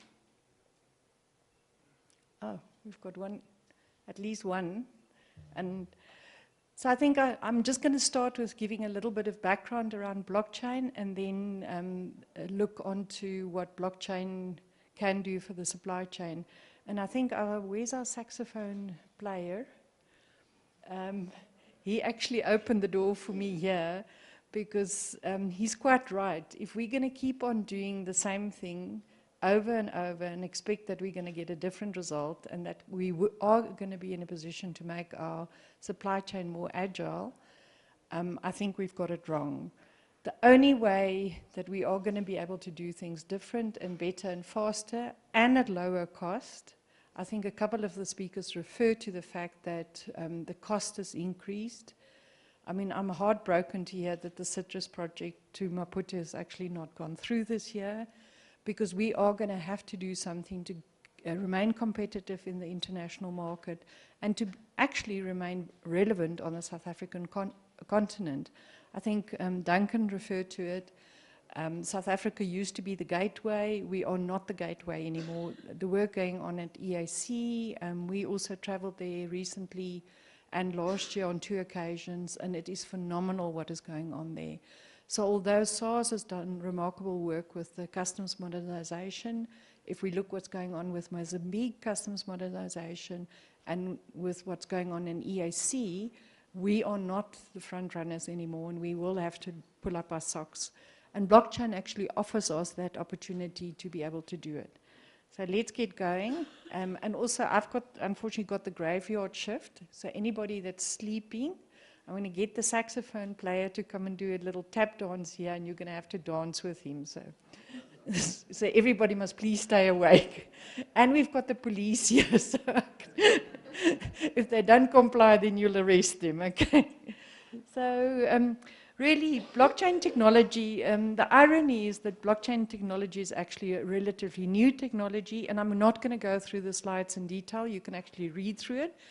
It only started in 1991, which is not that long ago. And that was the first time that cryptographically secured chains of blocks was actually identified. And in 1992, the concept of Merkle trees was added to that exercise that was done. We jump forward to 2008, and that is actually the time when the first blockchain was conceptualized. And anybody that operates in this thing will know Nakamoto. We don't know whether Nakamoto is a group of people or actually a person, but that was only in 2008. And that was really where the core component, which was the encryption keys, was developed, which led to the launch of Bitcoin technology. Now, a lot of people associate blockchain and Bitcoin and think it's the same. So the Bitcoin uses blockchain technology, but it is not blockchain. So it's important to make that distinction. And who in the audience actually has got Bitcoins? Nobody. You need to start thinking differently. It's the currency of the future. Truly. We attended a blockchain conference in Uganda last year, and the corporate sponsor complained bitterly on stage because it took him 3 months to pay the fees over to Uganda for the conference and for the programs that they were running in the conference, where he said if he had to pay it with Bitcoins, it would have taken him 3 minutes. So you can imagine the difference in time. So really, the concept around blocks and chains was conceptualized in 2016, and that is really when the whole blockchain movement got quite a lot of impetus, and that is really only 3 years ago. IBM has been one of the front runners in this technology. They opened their Innovation Research Center in Singapore, and also the World Economic Forum in 2016 started looking up and saying, oh, this is important technology. Now, if we look at trade, and I try and keep it simple because a lot of people, when you start talking to this is a whole new world. When I was in the conference in Uganda, I felt very old because I was truly the oldest one of the oldest people in the room, and I'm not that old. It is an industry with a lot of new acronyms, so don't get put off by the acronyms. You just need to understand the concepts, and then you will understand it. But the beauty of this technology is that it opens up a whole new industry for young people to develop innovative technology solutions with this technology and to leapfrog certain existing business practices and everything. So we know that trade started 3000 BC. Can you believe it? We've been going at this so long. And the question is really, how do we agree on balancing the books? We know in the old days we had traditional ledgers, and now some of you are going to laugh. I come from my auditing days where we still had these ledgers. They were these big books that you used to open, and you used to write in them and have to tallying them up. I see a few shakes of the heads here. And in the digital world, the problem is that there's many copies of it, and they contain different versions of the truth, and the problem is really which one is real. You can add to that that there's approximately 20 billion devices worldwide now in different forms that can connect. I'm sure each of you have got a cell phone, and most of you probably have got 2 cell phones and a laptop with you at the moment. So you can imagine the amount of data that we can stream around and have available now. And each of us can publish our own version. We now have the Trump effect. What is it called? False news, or it's not true, fake news. So that's also now a big new phenomenon that has started recently.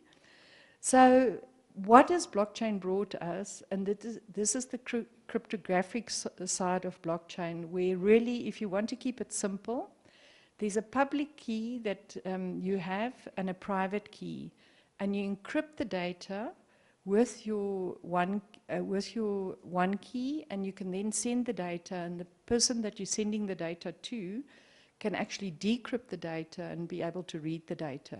And that is actually what blockchain is. If you look at the next one, it is sets of data elements where each set of the data element has actually been encrypted, and the one refers to the next one.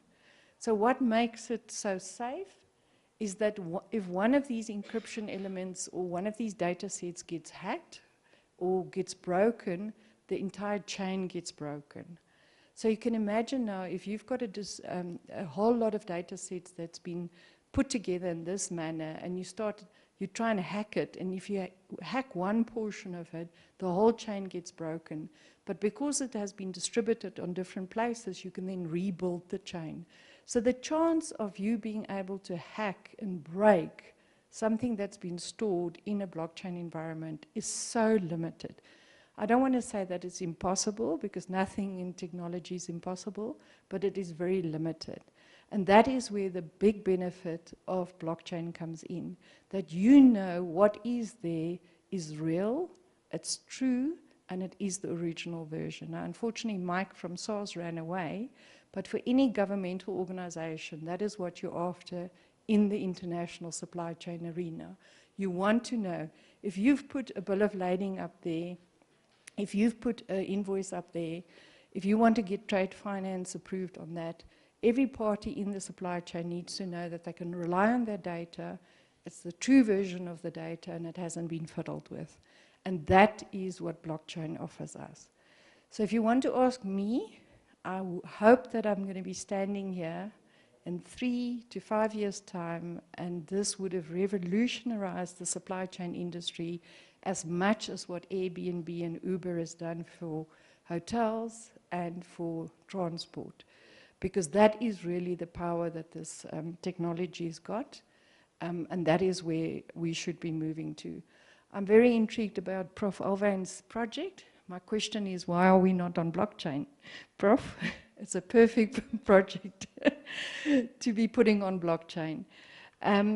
So the summary of the blockchain is really it's a decentralized, distributed, and public digital ledger, and it allows full traceability and full provenance, that you know what is there is real and you can trust it. As I said, blockchain is much broader. There's a lot of buzzwords, so you will start hearing things like Hyperledger, Quorum, Tezos.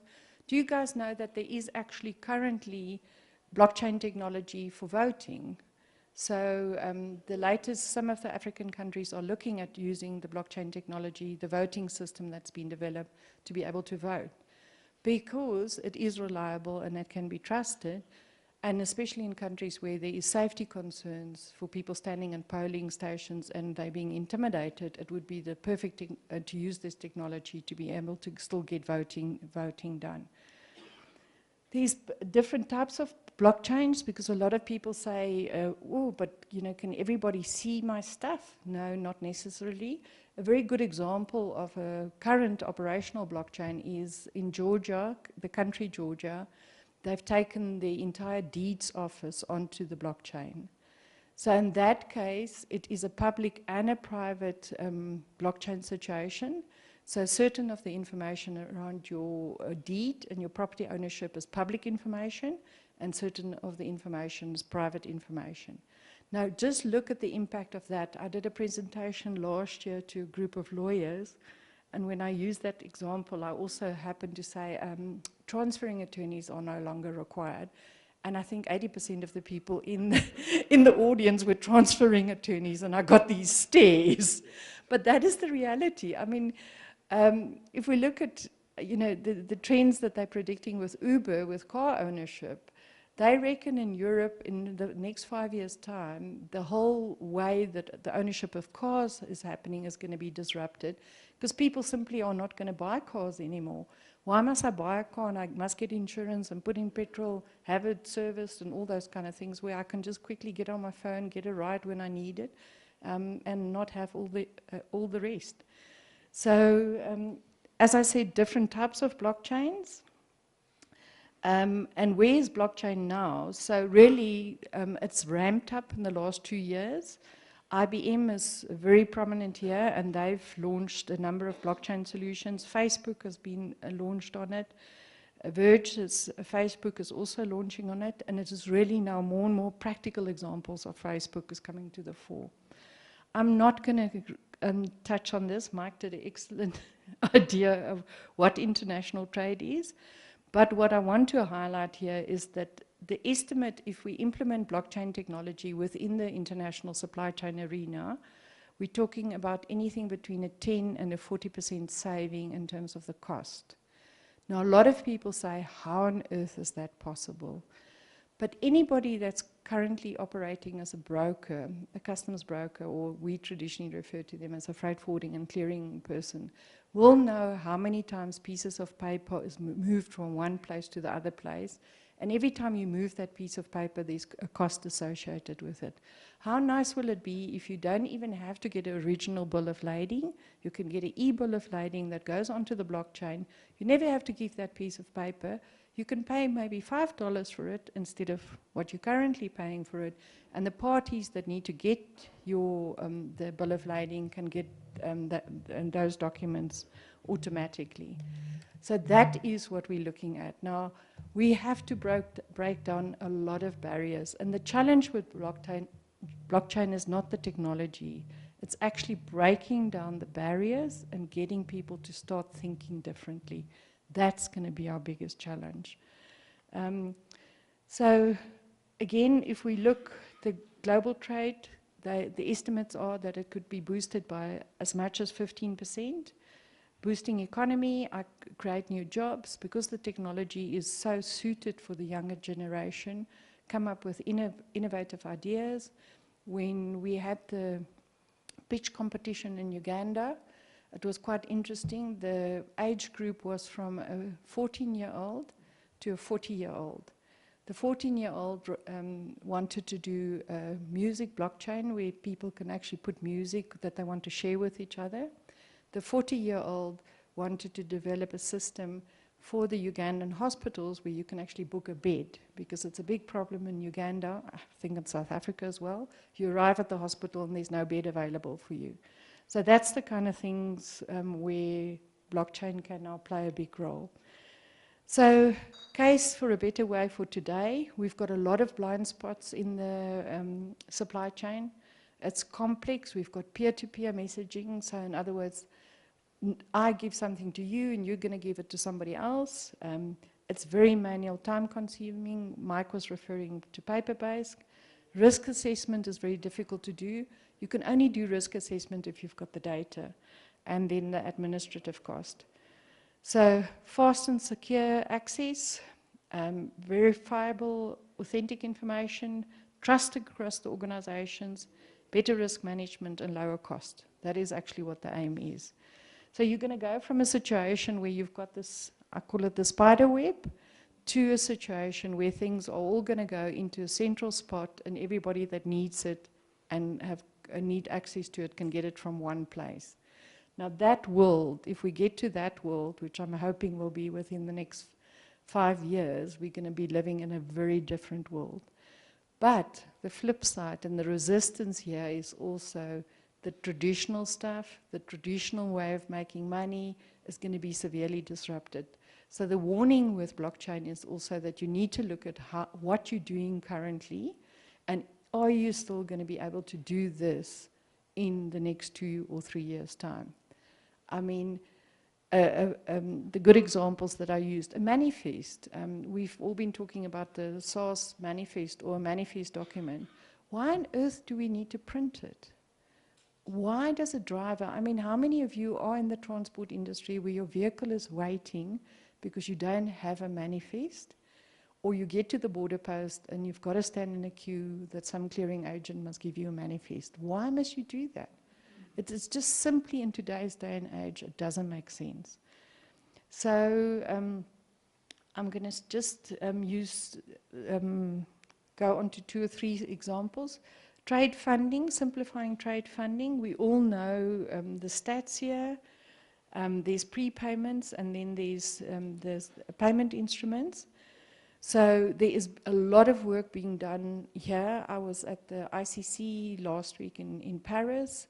And the banking industry is making huge moves to look at getting the letter of credit process onto blockchains and to ensure, because imagine now you put your documents, if you, on the import side, your supplier puts the documents on the blockchain, it immediately means your bank can get it, your own bank overseas, your bank in country can get it, your whoever's providing other finance for you can get it, your clearing agent in South Africa can get it, and it's one action.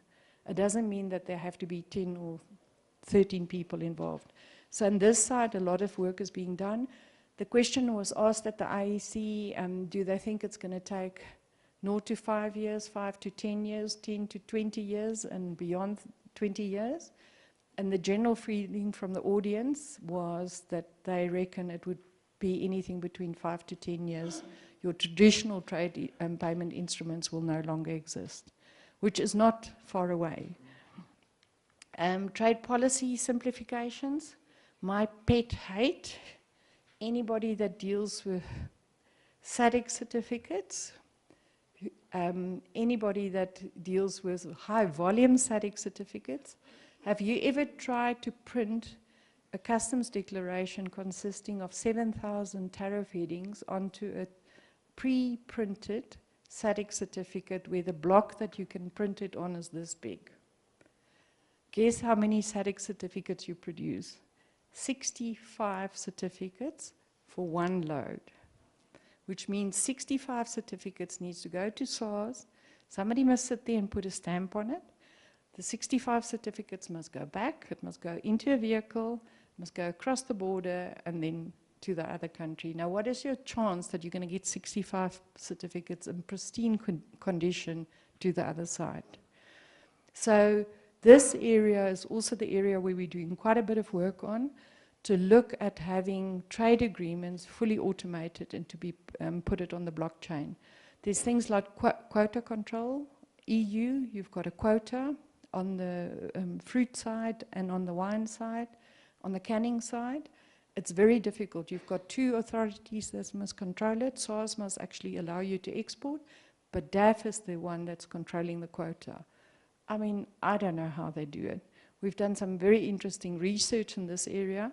We underuse our EU quota for the wine industry. We did underuse our EU quota for the wine industry by 40%. Now, why would we get a benefit and we can't use it because we can't manage it? Wasn't a good example. We managed to push that up with using some technology up to about 85%, but we're still missing about 15% there. Provenance and traceability, this affects all of us. And there's some fantastic work that's being done here. So you will be able to buy an apple, hopefully in 6 to 7 years' time, and you will know exactly where it's come from. You will know exactly the spray pesticides that's been used. You will know exactly the labor practices, and you as the consumer will be able to make a choice whether you want to buy that apple or not. That is really what is possible. There's a project at the moment in Singapore where they're tracking every single piece of rayon, which is a type of material for the gents here, where the material comes from, where it's been manufactured, where it's been weaved, what it has gone in, and then ultimately into a garment. We've got fantastic initiatives around the cotton industry in South Africa, trying to revive the cotton industry, and we want to bring that technology here. And it just comes with all that package behind it. Some very interesting projects in Brazil. There's on the food side, India on the automotive side, USA, Walmart, just de facto told all their suppliers, you will go onto the blockchain, and you will use this technology, and you will go upload all your information on it, and it's been very, very successful. And on the seafood side, tracking the species, knowing what tonnage is being fished or what species, and in order to be able to see how much we can protect the resources and not get them further depleted. So our position is that blockchain is going to rock our world. I'm hoping then less than 5 years, because I want to retire, and I think this is going to be my retirement swan song. I'm hoping. If it's 10 years, I might be able to hang on for that long. But I truly, honestly believe, and I'm going to end with a quote. We've had a lot of overseas people, Winston Churchill and everybody, but I'm going to end with a quote from Nelson Mandela. It always seems impossible until it's done. And I think that is really what we should be looking at, is not fearing the technology, but looking at it as an opportunity to jumpstart and to get ourselves in front of the supply chain activities instead of where we are now following it. So thank you very much.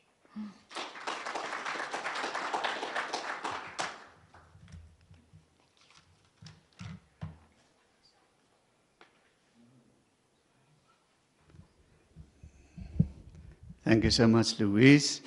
Ladies and gents, exciting presenters, and now it's your opportunity to ask questions. So the request is for the panelists who's still willing to please appear at the front, at the desk, so that we can do the panel discussion.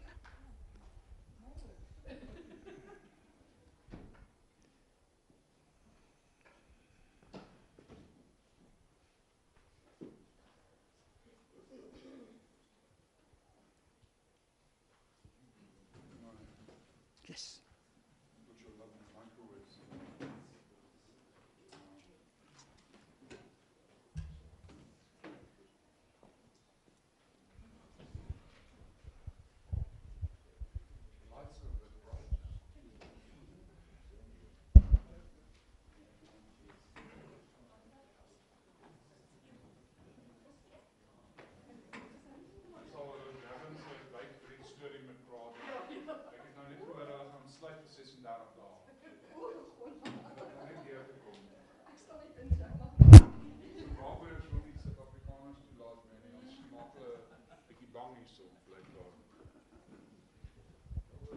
Right, ladies and gents, exciting panel. We're supposed to be out of here at 1 o'clock, so we've got 15 minutes. So what we're going to do is we're going to take questions. Please keep it short, one question, and you can direct your question to one member of the panel or the panel as a whole. We will take, say, 2 questions or so, and then we will give the panel opportunity to respond. And at the end of the session, we'll give each panelist opportunities for closing remarks. So what we're going to do, Johan standing there, helping with the streaming. When we see you want to ask a question, we're going to come to you, and we can start doing it now. And he will give you the microphone, get the camera on you. You can ask your question. No personal attacks, all right?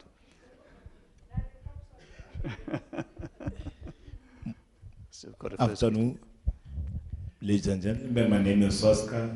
The surname is Mola. My company is 3D Enterprise. My question is simple, straight to the point.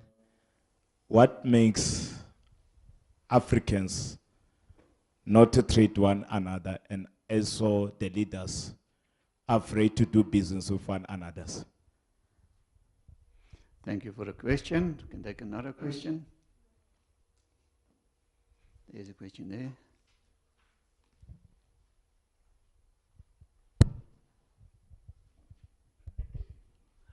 Good morning, ladies and gentlemen. My name is Krynos Mutendera. I would like to direct my question to, is it Duncan? Thank you very much for your presentation. I was really moved by what you presented.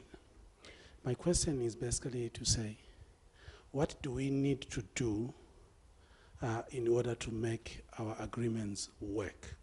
Because currently the challenges that we have, as you rightly said, is basically to say we need to be part of some of these winds of change. But it looks like time and again we keep on repeating the same mistakes from the time of Kwame Nkrumah, of the Pan-Africanism thing. To date, we're talking of a free trade agreement within the continent. But in terms of legislation, the issue of sovereignty has become a problem. How do we break that barrier? Thank you. Thank you, Krynos. Krynos is from Cross Border Road Transport Agency.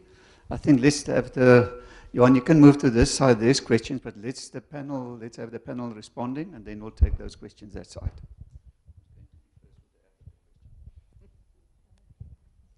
I was going to nominate Mike, but let me give it a shot. You know, we've got a thing called the ostrich. We tend to put our head in the sand, unfortunately, and I think it's part of the problem. And I think the second question also relates to it. There's a lot of pride, national pride, and a lot of emphasis on sovereignty, where the collective good and looking at a broader, more long-term picture is not that prevalent I think, in general, in Africa culture. And I think that's part of the problem. So we're going to have to start looking long-term. And the minute you start looking long-term, local stuff becomes less important.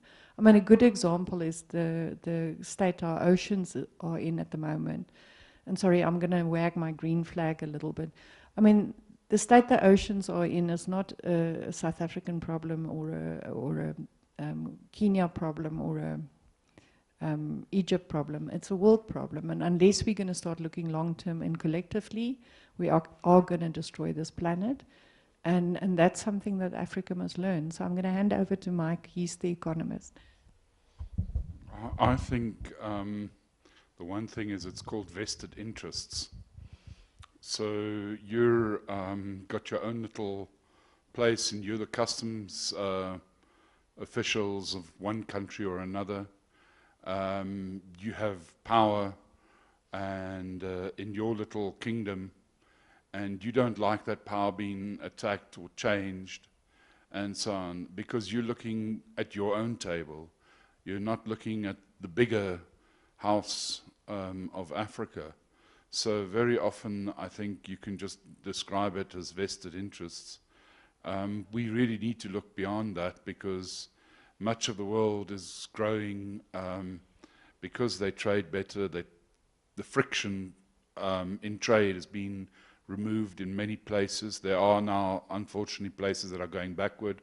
I think of Brexit now. America, with all its problems with its other neighbor called Mexico, and China specifically, and India, I think they've also attacked now. But if you look at the world, how the world trade has grown, it's very much, to trade has become cheaper. It's become cheaper because tariffs have come down. It's come cheaper because there are certain standards around the world that have been set, like ISO 9000 and that. It's also become cheaper because transport in general has become cheaper.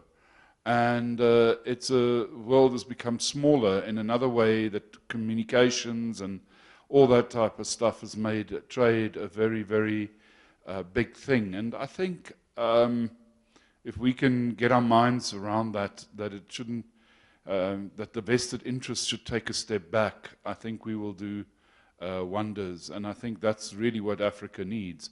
You can't grow a continent if you look in isolation. You can grow a continent if you work together.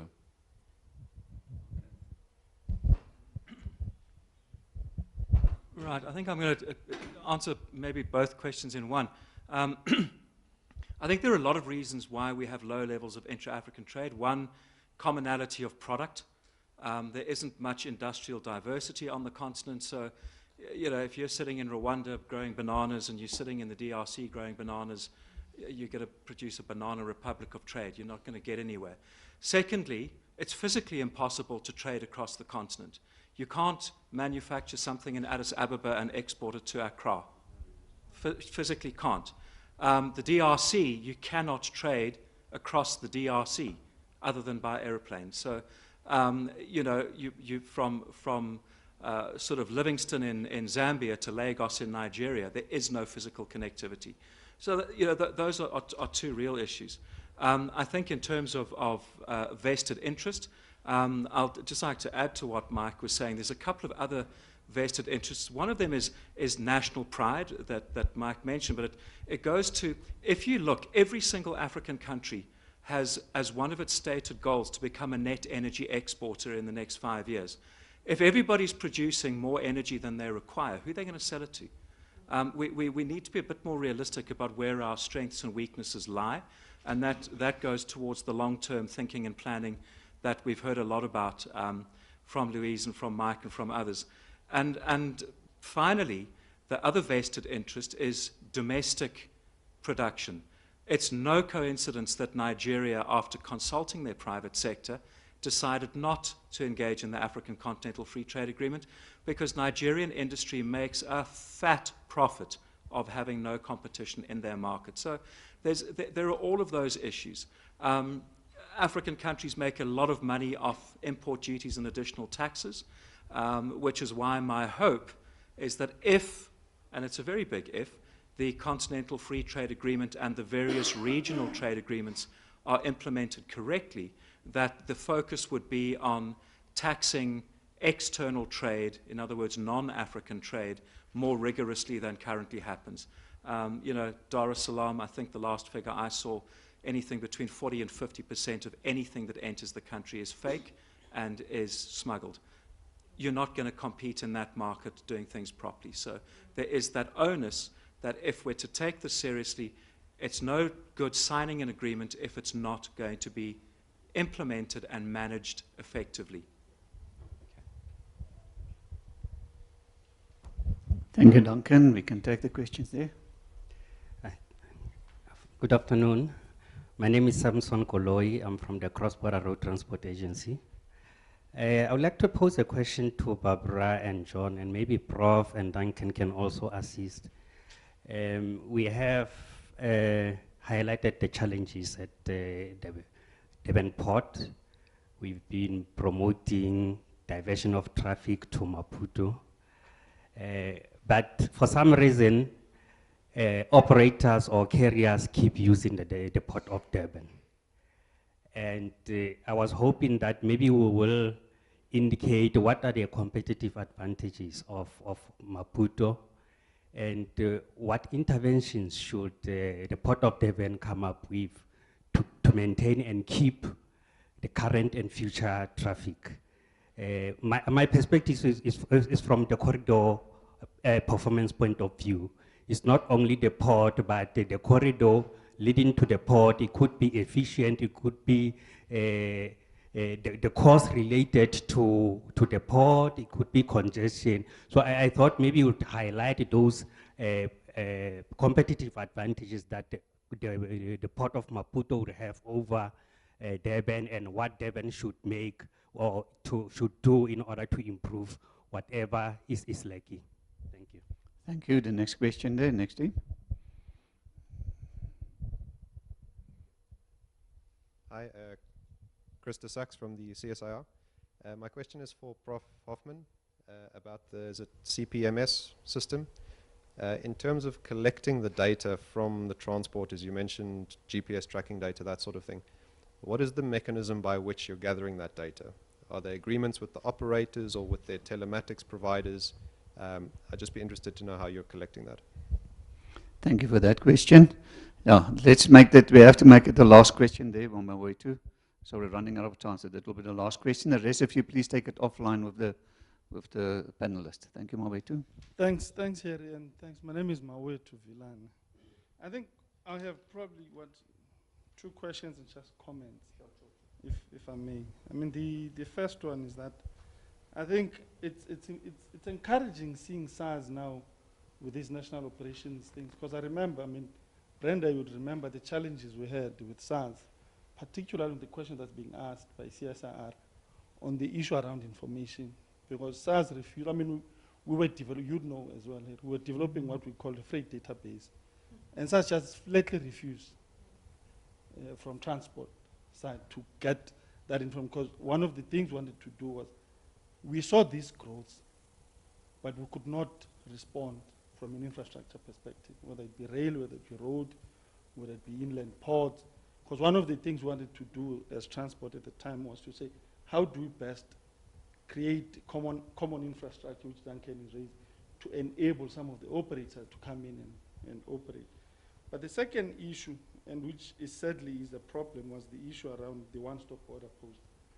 I mean, I don't know now, but when I was still in the DOT, the 2 delays came from Foreign Affairs and National Treasury.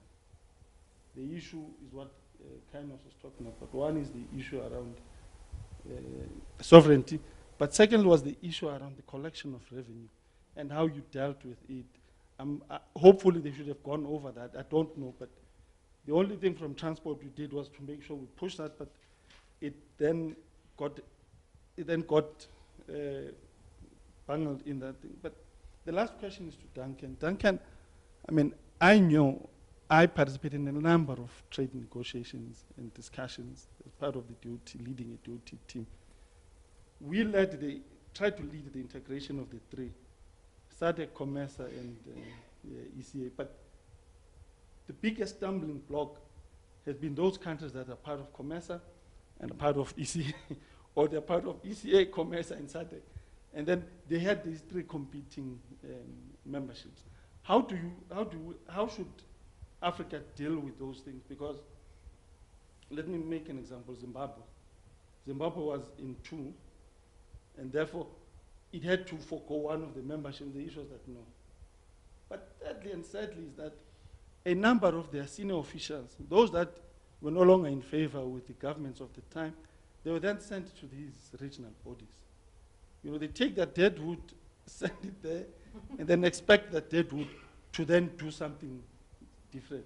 How do you go over that? Because it becomes, and in us trying to achieve some of the issues you've raised, that becomes one of the biggest stumbling blocks. And Barbara will tell you some of the stumbling blocks we experienced, let alone South Africa, but we experienced in trying to get MCLI to where we wanted to get it to, where those were a real challenge. Thanks. Bye. Thank you, Mawetu. Can we start with Barbara, and then John, and then we'll... Thank you very much, and thank you for the question, because I think when one talks logistics, distance is cost. And so distance really is, as I explained, Maputo's greatest advantage. Unfortunately, it is, well, I won't say unfortunately, but because of the efficiency of road service on the Maputo corridor, that is where you would find the biggest efficiency. So you're looking at the three key issues for a logistics supply chain, which is predictability, reliability, efficiency. Those things work on road transport better than they do with rail at the moment.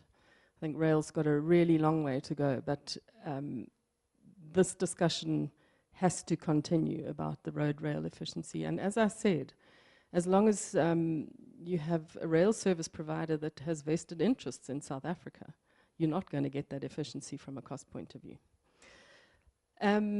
Durban, in terms of keeping its competitive edge, this is not a popular view, but Transnet is both referee and player, and so competitiveness is out of the window.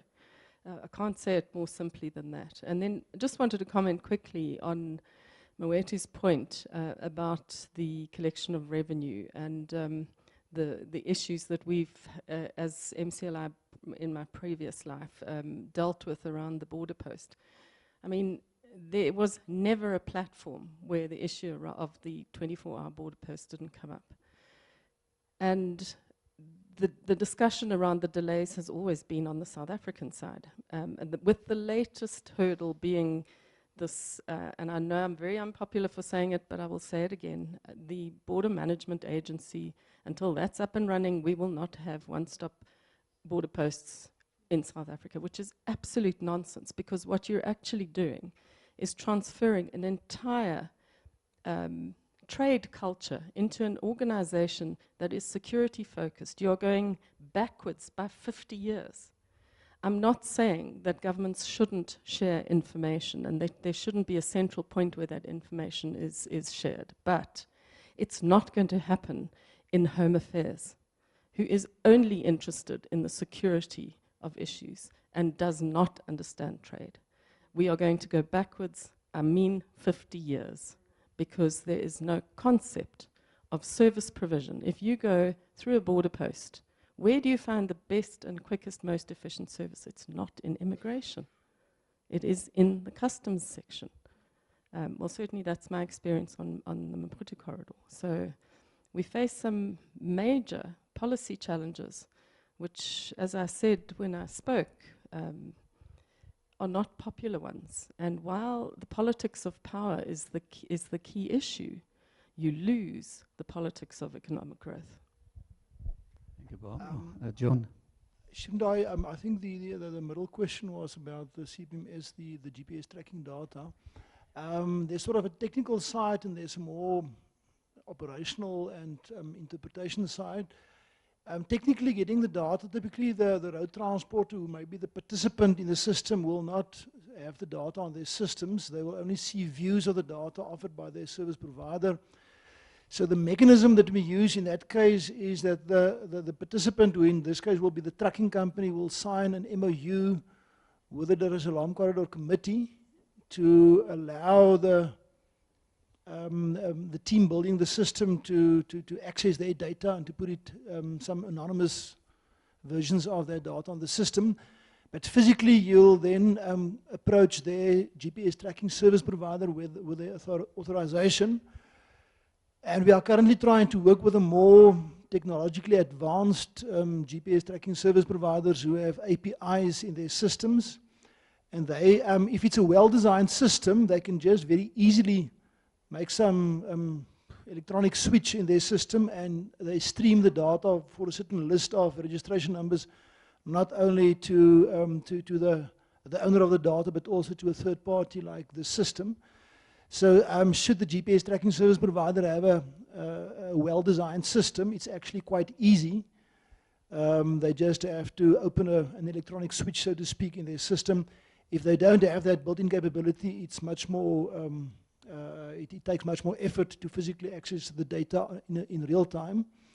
What I have to add is that the GPS tracking data on its own, while being useful to measure things like time delays, it's of limited value if you don't also have the internal planning data from the trucking company in this case. Since you want to compare what was planned to happen with what actually happened, and you want to measure the differences between those, as with any other plant, you know how the system is supposed to run, you measure how it's actually running, and you act on differences when it exceeds certain thresholds. So we apply the same engineering principles that you should have the trip planning data of the transporter. And for that purpose, we're also, as part of this project, making available a simple form of road transporter management capability, web-based, so that they do their planning data on a web-based system, and it can then be linked by way of the truck's registration number or manifest number to the actual GPS tracking data that you then get from the service provider, and then you can measure the efficiency of the truck moving through the road links and through the choke points, and compare that against what was planned, and then show where the differences are. What we plan to do in the long run on this system is to show anonymous statistics for all participants, but then each individual participant will then also be able to see his own company's data compared to the relevant industry sector, to compare apples with apples. Like if it's a company operating fuel tankers, he can then compare the efficiency of his fuel tankers against the fuel tankers of all participants together, so you don't compare apples with pears. So those are, I hope that more or less answer your question. Thank you, Prof. Alwyn. John? So going back to the Maputo question, so when you have a judge, jury and executioner sitting at the same table, it's very difficult to create new opportunities, as Barbara was mentioning.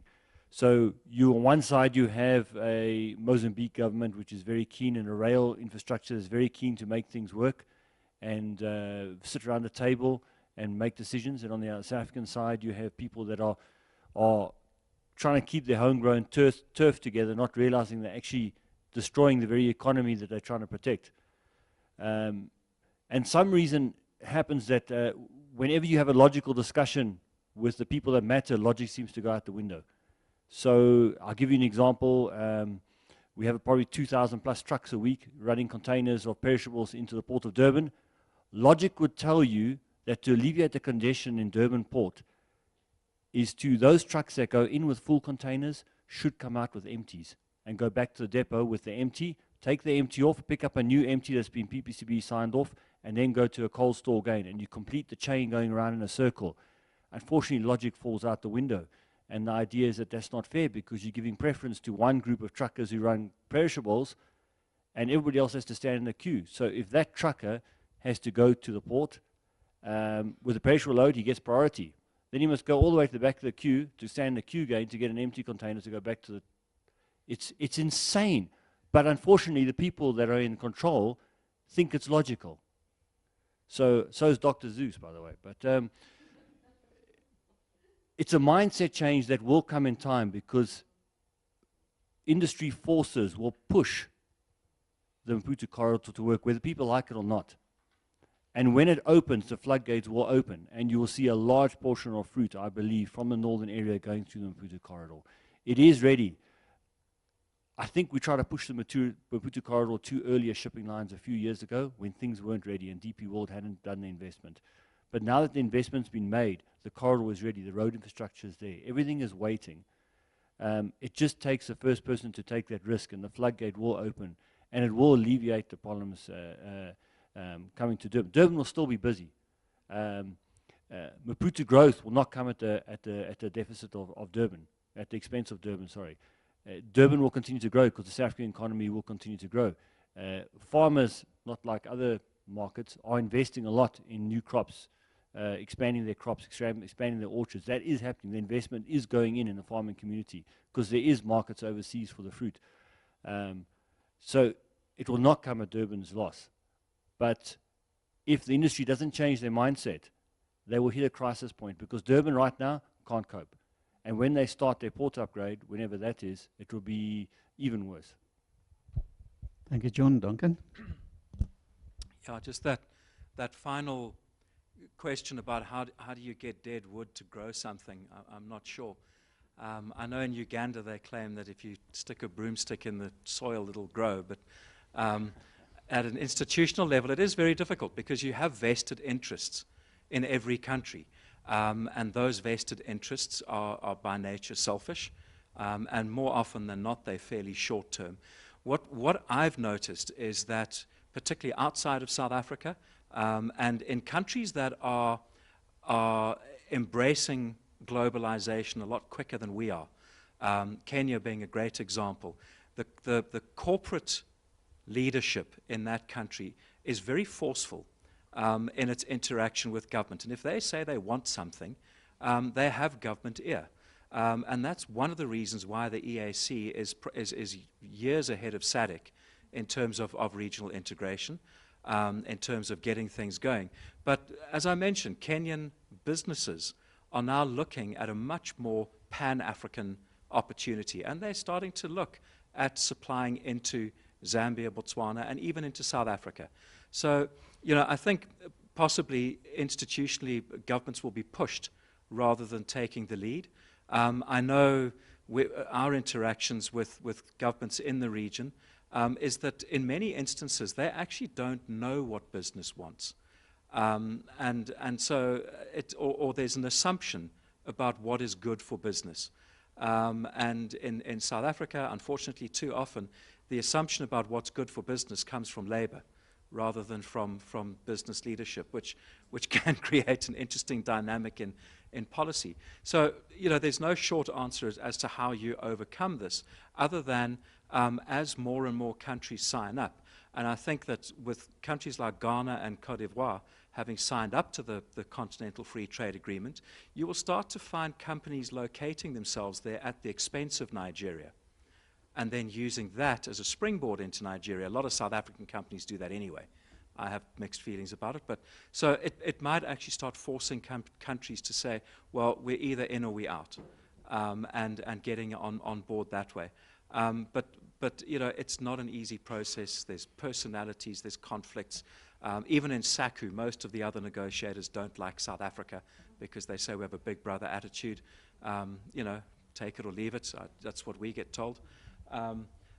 I would just like to, whilst I've got the mic, ask either John or Barbara to comment on what will the impact of the Katembe Bridge in Maputo be, and the building of the road from Maputo down to the border, down to Kosi Bay, be on Durban and business in KwaZulu-Natal versus Gauteng. Because we're starting, if you just very simply, cement plants in Mozambique are 300 kilometers closer to key markets in northern KZN than anything in KZN. Is that going to open up a competing trade route? Thoughts? Barbara, thank you.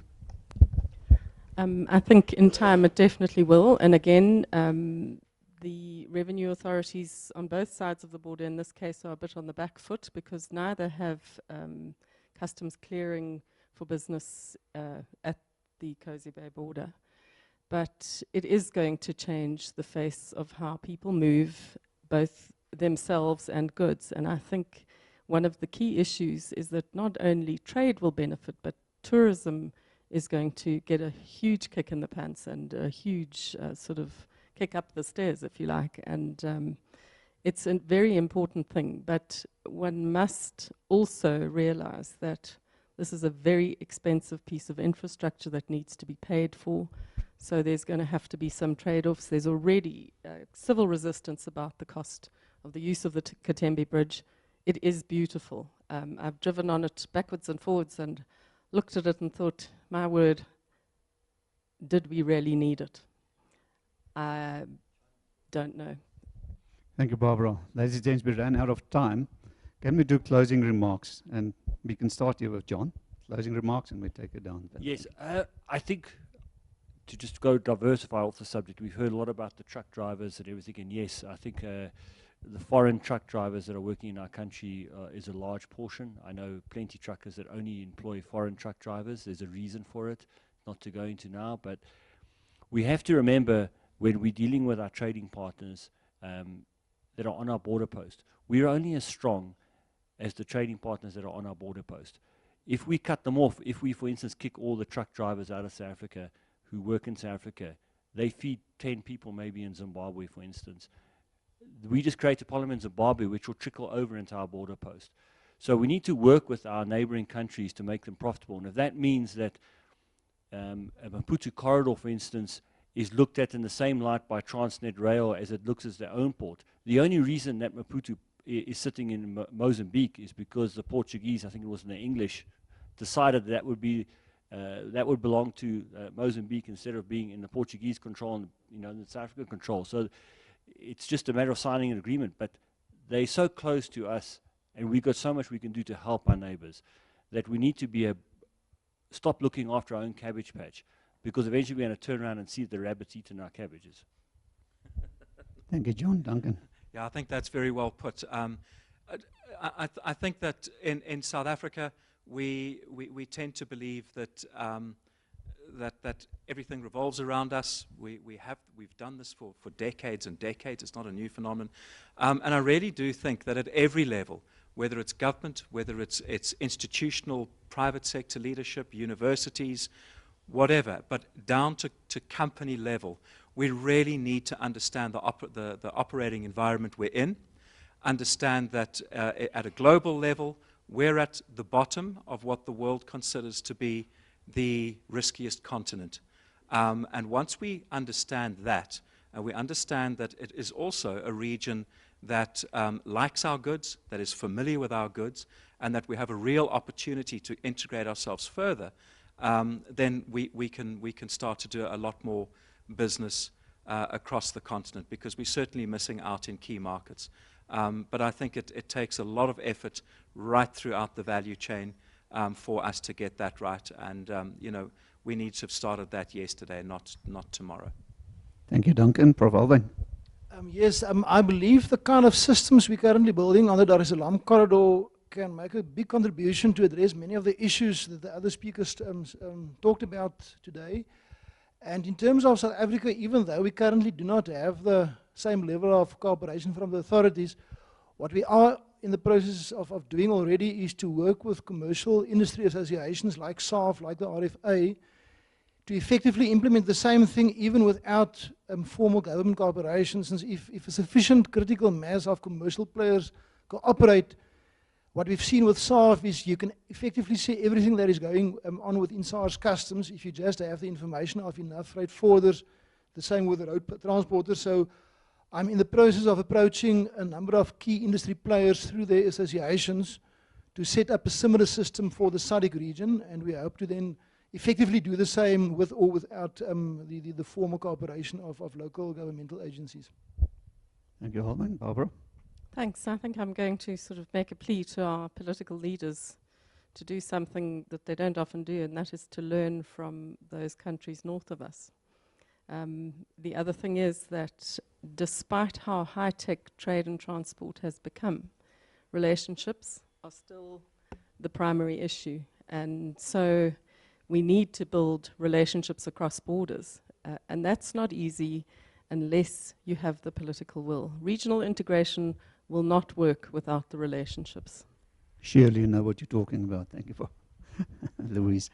I'm going to keep it even shorter and just say I think we must think globally and ethically, and we mustn't be afraid to just go and do it. I mean, the Nike slogan, just do it. You can always ask for forgiveness later. Thank you, Louise. Magda. I think mine is even shorter, collaboration. I think we keep on saying the same thing here. We just need to keep on our collaboration together, yeah. Thank you, Magda. Mike. Yeah, I just want to correct one thing about the truck drivers and the foreigners in truck driving in South Africa. We don't know how many foreigners there are. Nobody's got those figures. But what's happened with the violence, it's mainly South Africans that have died and ended up in the hospitals. So this thing that it's about foreign truck drivers is probably not really true. And it is a rather maybe a desperation for jobs or influence of some kind or another. If Patrick O'Leary, who many of you know, interviewed one of the first truck drivers that had his truck burnt. It was a South African guy. He showed them his ID, he showed them his South African driver's license, everything. They still poured petrol on him and petrol on his truck. Luckily at that stage they just lit up his truck, but he couldn't get near the truck to do anything because he was dosed in petrol. So it had nothing to do with foreigners. And I just want to clear up that misperception. This is anarchy. This is internal terrorism on a large scale, and I think we must recognize it for what it is. And yes, there may be foreigners that are going to get hurt in the process, but that's as much as though as South Africans are going to get hurt in the process. And I just want to put that on the table, and that's very necessary. We don't have all the numbers. It's very chaotic, but we do know of many South African drivers that have died and are in hospital. Okay, so that's just the first thing. The thing I take away from me is when I hear all these things, and Africa always has these great plans, and there's these big projects, and everything. But the bigger the project, and the bigger the plans, and the bigger the concept, the less the implementation. So I sometimes think we should start small. We've got SACU as a son. Why don't we just have a system where once you're inside of the SACU countries, you can travel around without going through passport control again? Why don't we include Mozambique? We've got Maputo Harbor, they've done stuff. Let's get that going, and let's make that a trade bloc. To make the whole of Africa a trade bloc, you need 55 countries to come to the party. Then you're going to have an argument about what tariffs and everything. I think just start small in your little backyard, and you have a better chance of implementing it, and you have a better chance of selling it to your people, and you have a better chance of getting things done. I think all these grandiose projects that I've heard of in my life, most of them have failed. You know, unless it's on a basis where you've got the World Trade Organization or somebody really knows what they're doing, implementing it. But even there's failures now with President Trump pulling out of things and so on. So I think let's look after ourselves, our own neighborhood first, which is fair, and we can build from there. We can then bring in a Zimbabwe, we can bring in a Zambia, and do it like that. And we can do a Mozambique for the next 2 years, bring their systems in line with ours, or whatever the case may be, and then they come part of the customs union. I think that's one way to work the system, rather than try and do everything big. That's all I think. And, you know, I've seen a lot of big things happen, but I think in most big projects, even including our own Medupi and Kusile, for example, there's so much corruption, so much that's open for corruption there. So I think start small, implement. That's the thing I would say. Thanks. Thank you, Mike. Ladies and gentlemen, let's give this panel a hand. Please stay where you are for a moment.